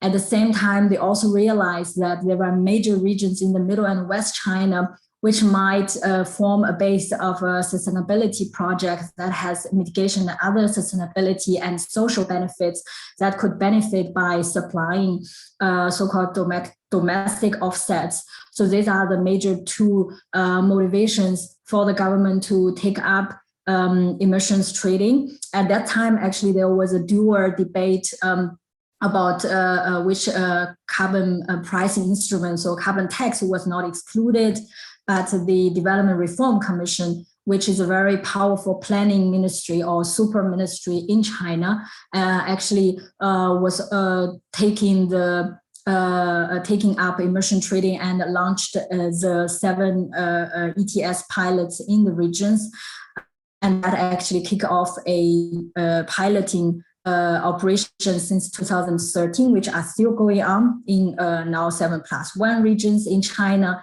And the national ETS preparation actually also started around 2015.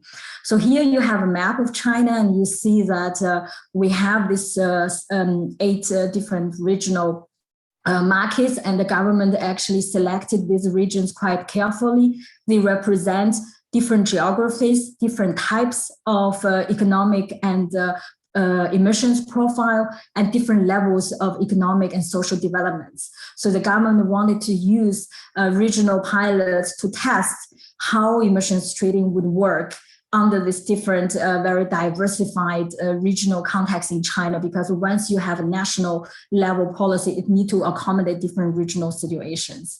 Another reason for choosing a very diverse different region is, which I will show you in the next slide, is for the regions to really try to select different design elements, as we learned from also previous presentation and also the previous webinar. There are different parameters and elements that ETS requires the policymakers to really select a certain option, and the different regions actually has selected quite diversified design options, so that to test all the different options, how it actually happens in reality. To briefly summarize regarding sectors that covered, all the region pilots cover both power and industry sector, also two very commonly covered sectors under other ETS systems. Some of them, especially the municipalities, those located in the eastern part of China, are more developed and already past the industrialization phase. And they also tend to cover building and transport, because these are the two major emission contributors to their economy. And they cover these sectors to ensure that the ETS covers a large amount of their regional carbon emissions, which varies depending on the pilots between 30 to 50%. And you also see that you have a different thresholds ranging from around 5,000 tons of CO2, like 20 or even higher. And the reason is, again, because in the large industrial base, let's call it like in Chongqing and Guangdong, you have large emitters emitting and companies, and in the municipalities, you tend to have smaller ones. So again, this is a very regional based choice. And of course, in any emission trading, one of the key questions is allocation. And here is that there's a mixture of free allocation, where there is indeed a very strong trend of starting from grandparenting to gradually introduce also benchmarking. And in one region, which is Guangdong, they also started very early as the first pilot to try with auctioning. And they also are one of the largest regarding trading volume and liquidity market. And that really sees how auctioning actually helps the market to function and to find the price signal that the ETS was designed for. But you also see that other regions, especially in the recent years, also try to take up auctioning as a way of allocation. I think previous speakers also talking about flexibility. Indeed, all the regions has allowed banking and have not allowed borrowing. All the regions also allowed offsets, as I said, domestic offsets. The reason were exactly the same as Vicky outlined, when to provide compliance entities a less expensive compliance cost to ease their burden. And second is to tap in, as I said, the broader sustainability potential around different sectors in China, especially in the middle and the west, and also in particular sectors that the region is of concern. For example, the forestry sector in Fujian. Then to develop such an offset program to allow this additional mitigation and sustainability benefits to be generated by the demand created by the emissions trading. So the range of the offsets allow percentages between 5 to 10%. As I also mentioned, this CCER program is a national level one, so it was not designed by the regional pilots, but managed at the national government. But there are two regions who actually started their regional offsets program as well. As I mentioned, Fujian is one, and there is also Guangdong. There is a standardized annual reporting, third-party verification, and there's a mixture of financial and non-financial penalties. An interesting thing in China is that all the pilots has achieved almost 100% compliance, especially in the later year. In the earlier compliance year, there was a lot of communication, stakeholder engagement, capacity building. And especially in the municipalities, due to that, a lot of entities included in their ETS are smaller, medium-sized entities. That's why the really spend a lot of time to engage with this industry, make sure they understand how, you know, surveillance and monitoring, reporting, and so on works. Overall, this years of piloting experience actually build a pathway towards the national carbon market policy. There was a lot of confidence generated because before that, when China started the piloting mandate in 2011, and all the pilots gradually getting on board 2013 and 2014, emission trading are still concentrated mainly among OECD countries.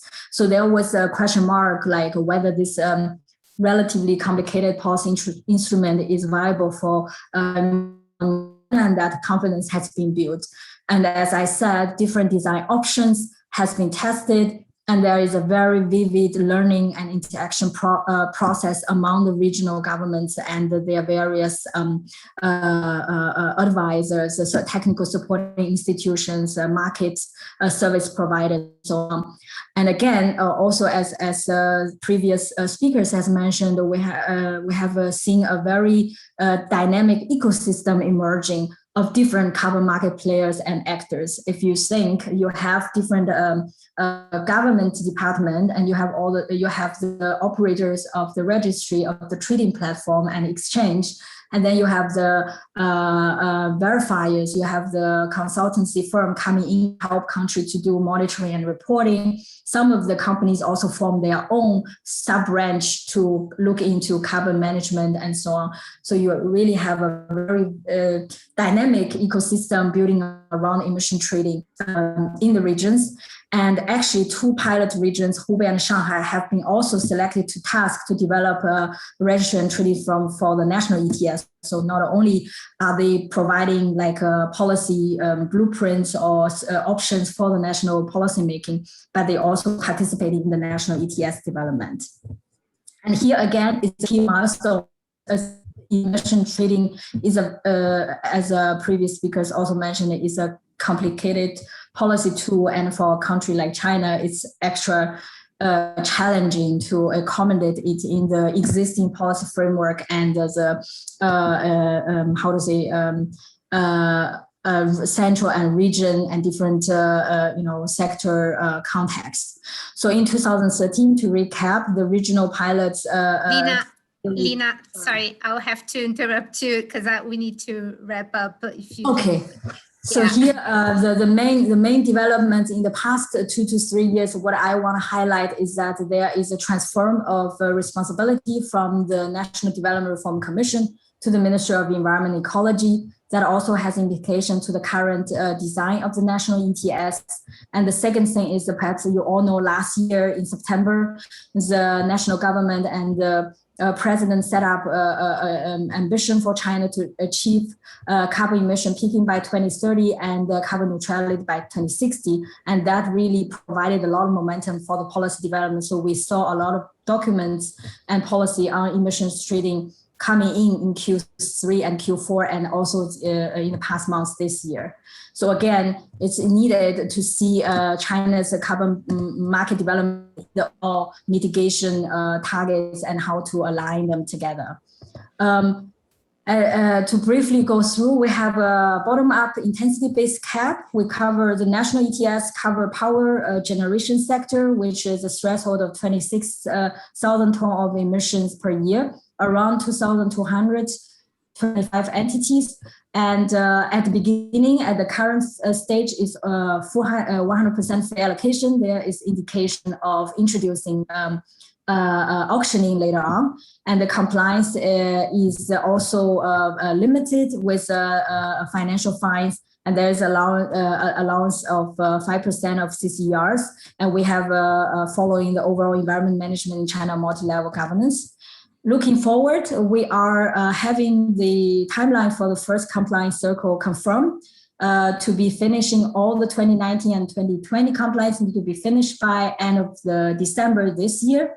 We have several key policies that is still unfolding, and the emission trading and in the process to also adjust to this new policy and new targets. And in the future, in the rest of this year and the coming years in the 14th five-year plan, we are looking to have the council level legislation to provide a more robust legal basis we know that the government has been preparing more sectors to be included in the national ETS major industry sector and aviation. And we expect that the system will gradually move from bottom up to a top-down cap, and also transition of the regional pilots into a more unified national ETS. And that's all. Thank you very much, Lina. Mudando para o português agora, vou chamar o Guido Penido. O Guido é economista pela UFRJ, e mestre em economia pela FGV, foi pesquisador na Fundação Getúlio Vargas, consultor na Secretaria de Política Econômica do Ministério da Fazenda, coordenador técnico do projeto PMR Brasil, e atualmente é consultor no Banco Mundial. Nos últimos anos atuou na área de economia da mudança do clima, com foco em sistemas de precificação de carbono. Guido, muito obrigada. Você tem a palavra.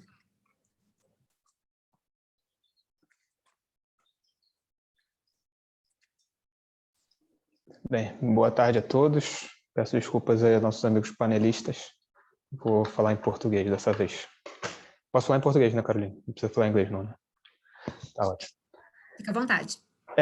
Bem, inicialmente, contar para a nossa plateia que não temos um sistema, estamos num estágio de implementação de um sistema de comércio de emissão que ainda está bem atrás do que nossos colegas colocaram nas respectivas jurisdições. Começamos aí, acho que com uma ordem cronológica, né, com a Europa, que já tem algo bem estabelecido, passando por Califórnia, México, Colômbia, chegando na China, que já teve os pilotos subnacionais e começando esse ano nacional. E aqui no Brasil a gente não tem um sistema de precificação de carbono implementado. O que a gente tem é algo estilizado ali no RenovaBio, né, que pode ser considerado uma forma estilizada de precificação, mas uma jabuticaba nacional com, enfim, diversas peculiaridades, que eu não vou entrar em detalhe do RenovaBio, que não é o objetivo aqui. O que a gente teve, como também tiveram China, México e Colômbia, foi o programa PMR Brasil.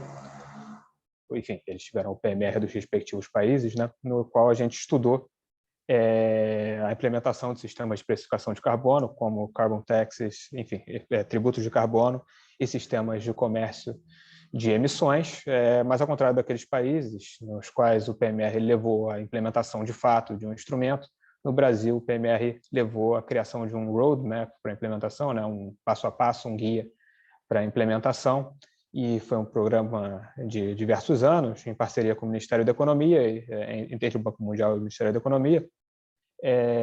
Enfim, aqui eu vou passar muito brevemente por algumas das recomendações que a gente teve, que a gente inclui nesse roadmap, mas eu vou colocar aí no chat o link. Todos os relatórios técnicos do PMR, dezenas de relatórios, estão disponíveis, publicamente disponíveis no site do Ministério da Economia. Depois eu boto o link para quem tiver interesse. Tá ok? Então, como eu falei, vou passar bem brevemente por um pouco do trabalho que a gente fez e quais foram os principais resultados dele, né? Em termos dos building blocks que a gente tem para implementar um sistema de comércio de emissões, no Brasil, acho que a gente tem algum trabalho a fazer em cada um desses, né? A gente não tem um sistema de MRV, por exemplo, que é algo necessário para um sistema de comércio de emissões ou para um carbon tax. A gente não tem um MRV organizacional mandatório ainda no país. Seria um primeiro passo muito importante para desenvolver aí a base de dados e dar credibilidade para o sistema. E com certeza é um gargalo que a gente tem. A gente deve desenvolver no futuro próximo, não só para um sistema de precificação de carbono, mas, enfim, num mundo em que as emissões de gases de efeito de estufa são parâmetro-chave para a tomada de decisão, a gente precisa ter esse tipo de informação para guiar nossos investimentos e avaliação de políticas públicas em geral. Tá? E aí no PMR a gente concentrou muito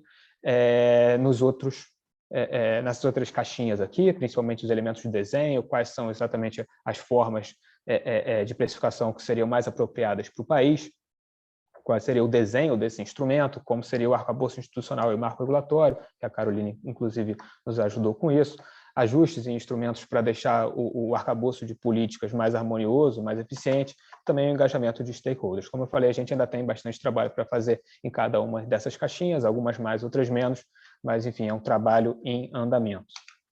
Tá ok? Aqui alguns princípios norteadores, muito rapidamente para vocês, que a gente identificou.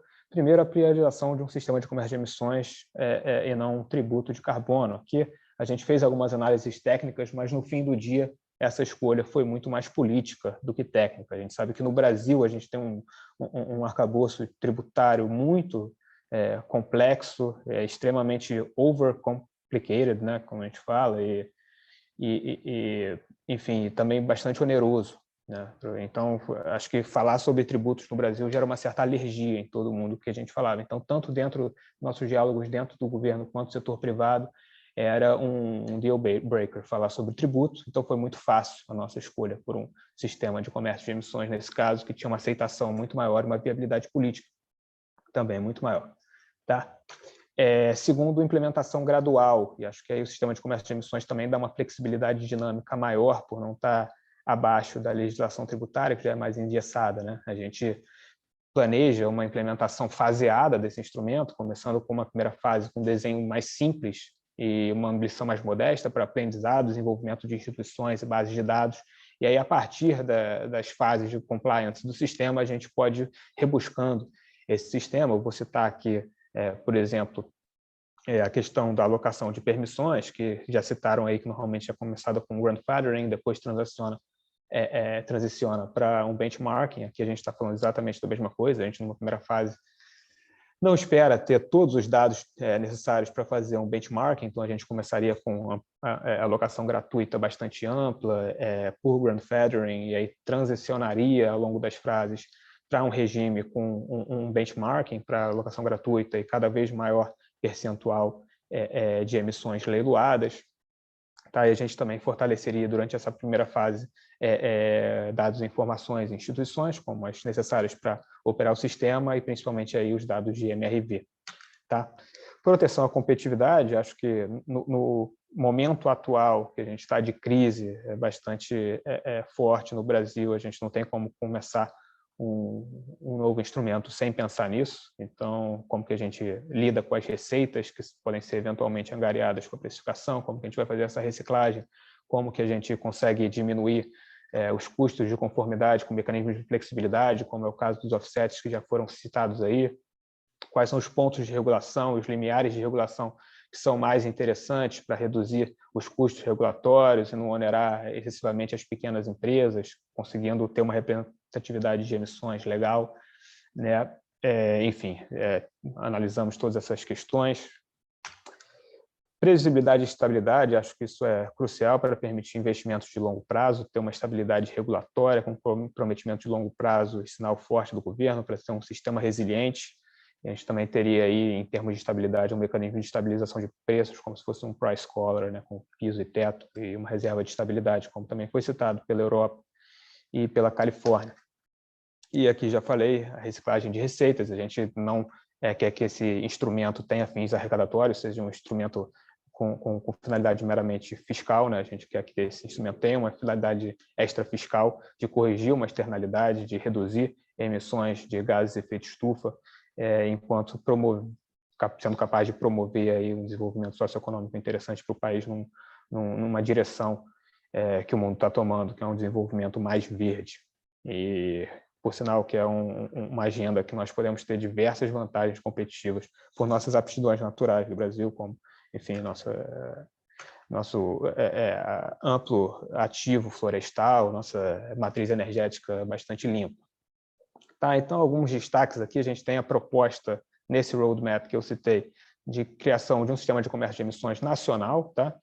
Que pode vir a ser linkado com outros sistemas no futuro, mas, a princípio, no primeiro momento nacional, por meio de um projeto de lei elaborado pelo Executivo, né? A gente analisou a possibilidade de regulamentar o MBRE, da Política Nacional de Mudança do Clima, que inclusive está com um projeto de lei agora, mas a gente achou que o sistema de comércio de emissões, por tratar de emissões, não de redução de emissões, e também para dar mais legitimidade para esse processo, deveria ser feito por projeto de lei, não por decreto. E aí, como eu falei, seria uma implementação gradual, com uma primeira fase com ambição modesta, aplicada aí primeiramente ao setor industrial, com mecanismo para dar flexibilidade e garantir a competitividade. E aí, enfim, com um arcabouço institucional que, por, enfim, aí uma preferência talvez até do governo, que seja ancorado na administração pública para ter, enfim, possibilidade de aplicação de penalidades e toda essa questão de poder de polícia, mas com forte participação privada. A gente olhou aí para a questão dos mercados de energia, participação de órgãos privados, olhando um pouco para a Califórnia também, que tem lá o WCI, né, se eu não me engano, a sigla. Então, a gente queria ter uma participação privada na operação desse mercado, enfim, na plataforma de transações e etc.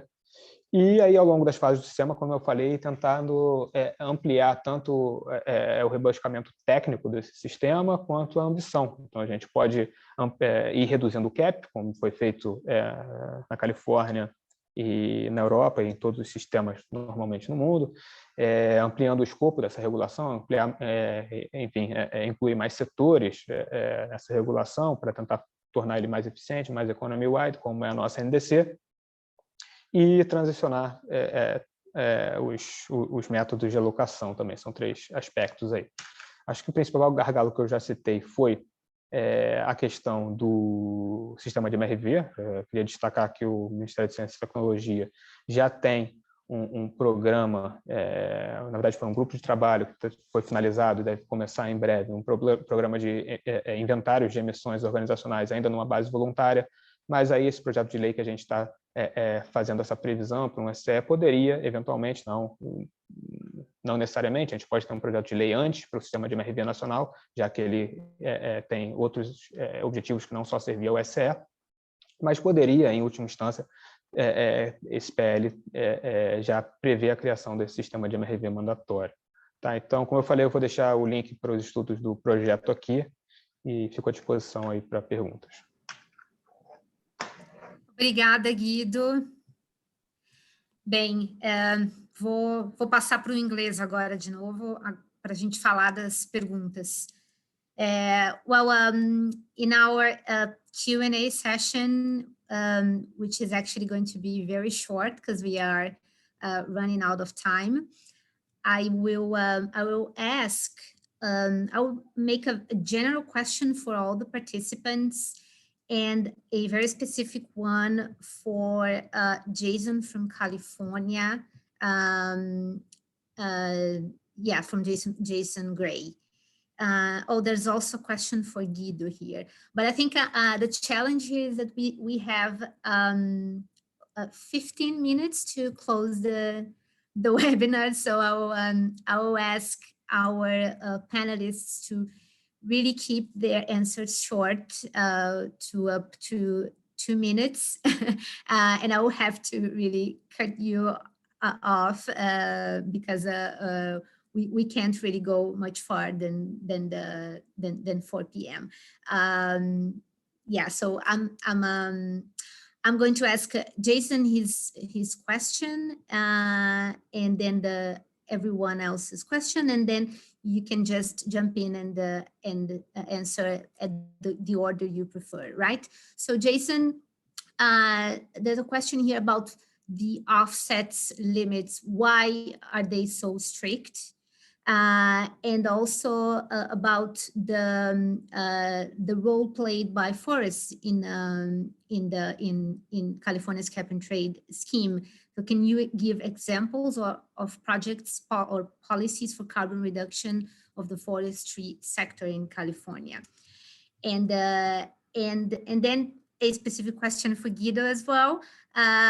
When do you see that if there is any perspective for the executive branch to forward the bill of law? And one question for all the participants, this comes from the Q&A as well, from Celso Leme, but his question was very specific to Brazil. I will expand this to the other countries. I will ask, what were the main challenges faced in the implementation of the ETS in each of your jurisdictions, or what are the challenges that are being faced at the moment, or that you envisage in the next future? And of course, because here we have different stages of implementation, and I'm including Brazil in this question as well. So I guess the overall question is, what challenges would you highlight that were that you had to face and or are still on the table for the continued implementation of each of your ETS? Okay, that's it. Now, I don't know who wants to start. Maybe you, Jason? Sure, thanks. Thanks for the question. I think for most ETSs, there's a limit on offsets if they're used. And really the purpose of that is, purpose of including offsets is really twofold.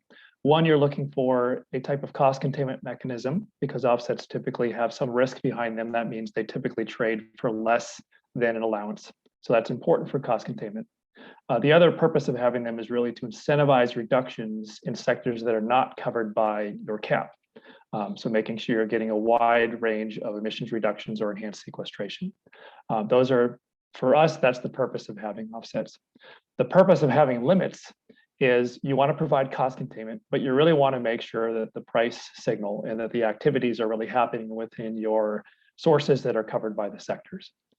So in California, we looked to other design like the Waxman-Markey bill, which was a federal proposal that looked at between 8 and 10%. We initially had a 4% limit in our initial design discussions, but because of the way our strategic reserve is set, we ended up making that an 8% limit to start with.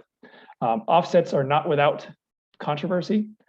Some of it rightly so, some of it maybe not. We think that our program is designed very, very carefully, but because of the political ramifications of that controversy, they tend to be limited. Our legislature, starting with this year, has further limited them in California. So those are some of the political reasons.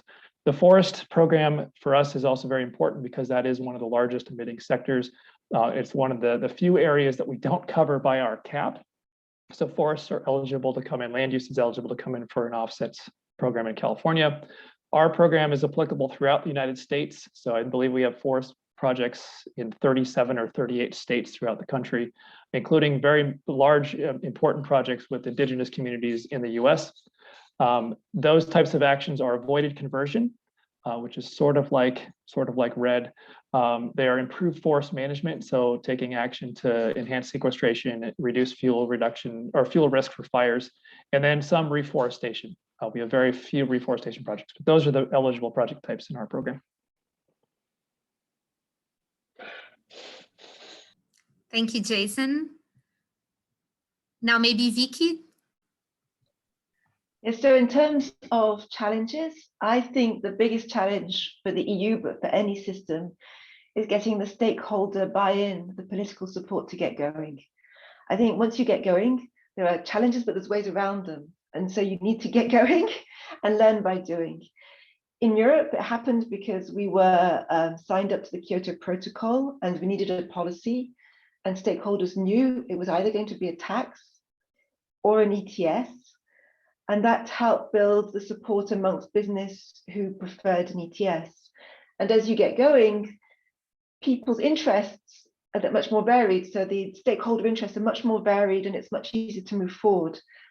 I think now that we have the Paris Agreement and parties have made commitments under their NDCs and are looking at policies to meet those NDCs, I think we're seeing a lot of development of carbon market ETS because it's a good approach. And I think it's just a question of stakeholders accepting we need something which works and what works best for the different stakeholders, for the winners and the losers. Thank you, Vicky.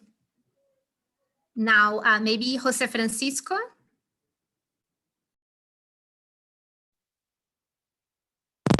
Thank you, Caroline. The huge challenge that maybe we are identifying in our ETS implementation are related with the credibility of the system that we are going to implement, because there is no previous reference here in the country, and it is necessary to create this kind of confidence about the results and the operation of the system. In addition, maybe we can identify other problems associated with the allocation that associated with the ETS, because we don't have the entire process designed. This means that it is necessary to establish new rules, new things, that it is necessary to work with the sectors. And you know, sectors are some difficult to consider in this kind of process, and how we're going to establish these caps, for example, and it is important to have the impact of the results that maybe we will have with the ETS to provide a complete overview for the sectors of different stakeholders during this process. And in addition, I think maybe some restriction about the finance of even the other support, technical support that maybe we will need associated with resources to implement the platform, or even to develop any specific regulation that will be necessary for the operation of the ETS. I think that are the main challenges that we are going to face in the closing years during the development and implementation of our ETS. Thank you, Jose Francisco. David? Yes, thank you, Carolina, for the question. I think some of the answers are already being said by the other opponents, but from my perspective, in the case of the Mexican ETS, one of the challenges was the development of the required and supporting systems, right? Such as the registry for the allowances, but also some transactional platforms, and also additional supporting components. For example, the development of the methodologies to develop carbon offsets projects. So I think those are like some challenges. Besides this, also in line with what Vicky was saying, I can mention that some of the potential participants in the ETS were showing some kind of resistance, but this can be addressed by constant communication between the regulators and also the companies regarding the importance of the program, right, in the environmental and also economic advantages in the middle and long term, so that certain entities can achieve by complying with their obligations. Thank you, David. Lina? Yeah, it's already a rich list, and I agree very much with a lot of the observations already.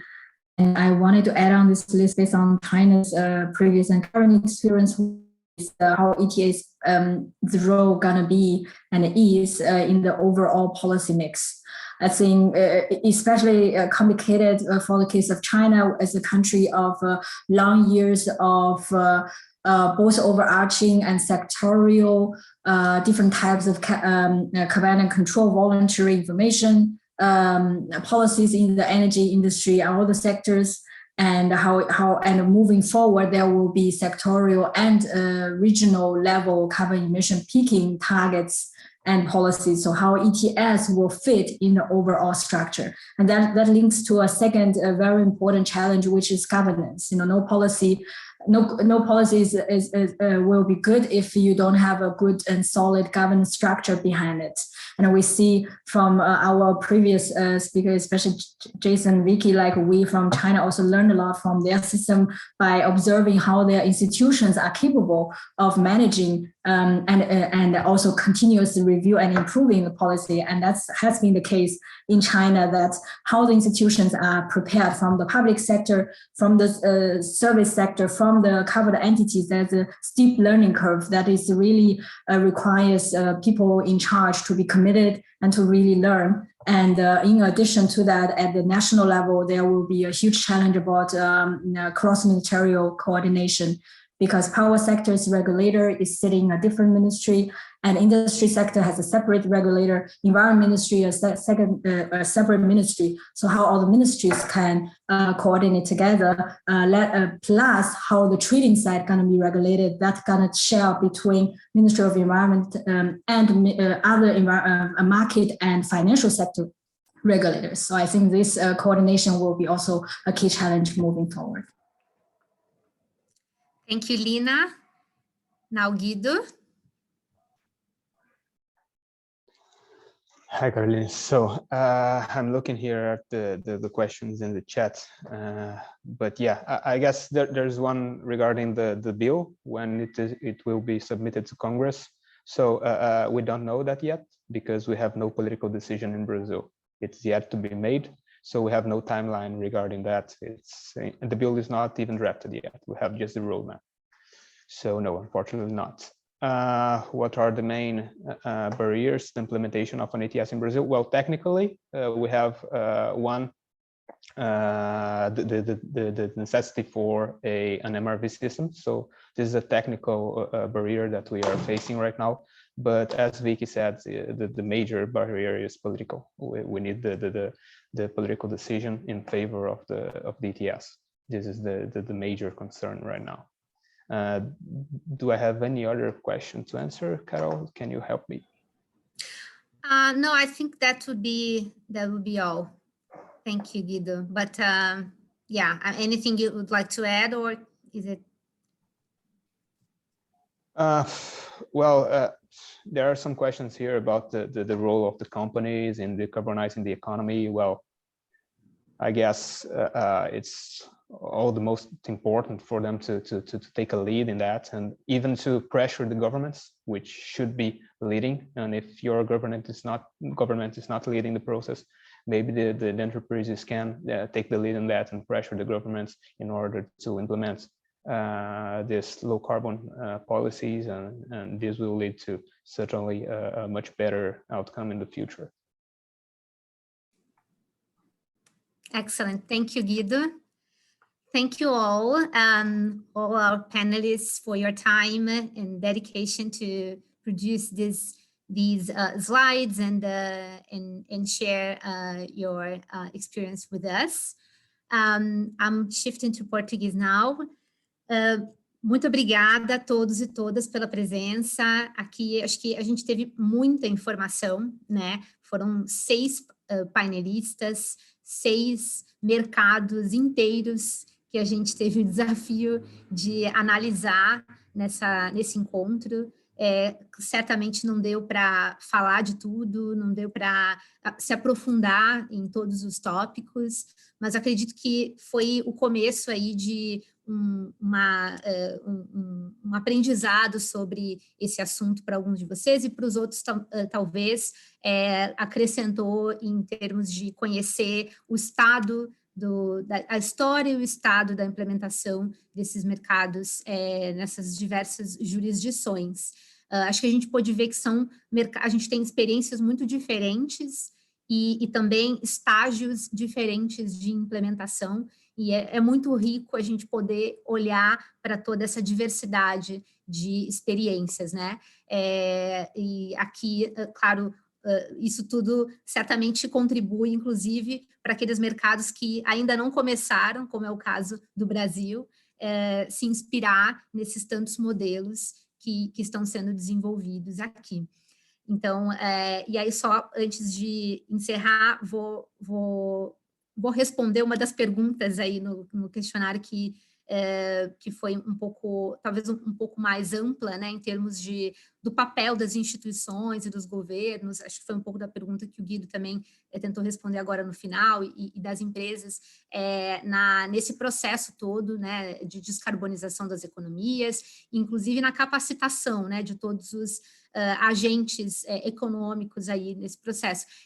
De fato, é um processo integrado, né, de todos os stakeholders aí em cada jurisdição. Então, o governo implementando esses mercados está fazendo certamente um papel, mas também é importante que o setor privado entenda isso e participe, né, do que foi, acho que o que a Vicky muito bem comentou sobre os desafios políticos de engajamento nessa agenda, e a gente também tem os desafios de conhecimento, de educação, de as pessoas entenderem o que significa precificar carbono, o que significa ter um mercado de emissões, regular empresas que têm limitação de emissões. Então, realmente existe um desafio de capacitação muito grande, e eu espero que esse evento aqui e essa nossa série de eventos contribua para melhorar esse cenário de compartilhamento de conhecimento e capacitação de todos.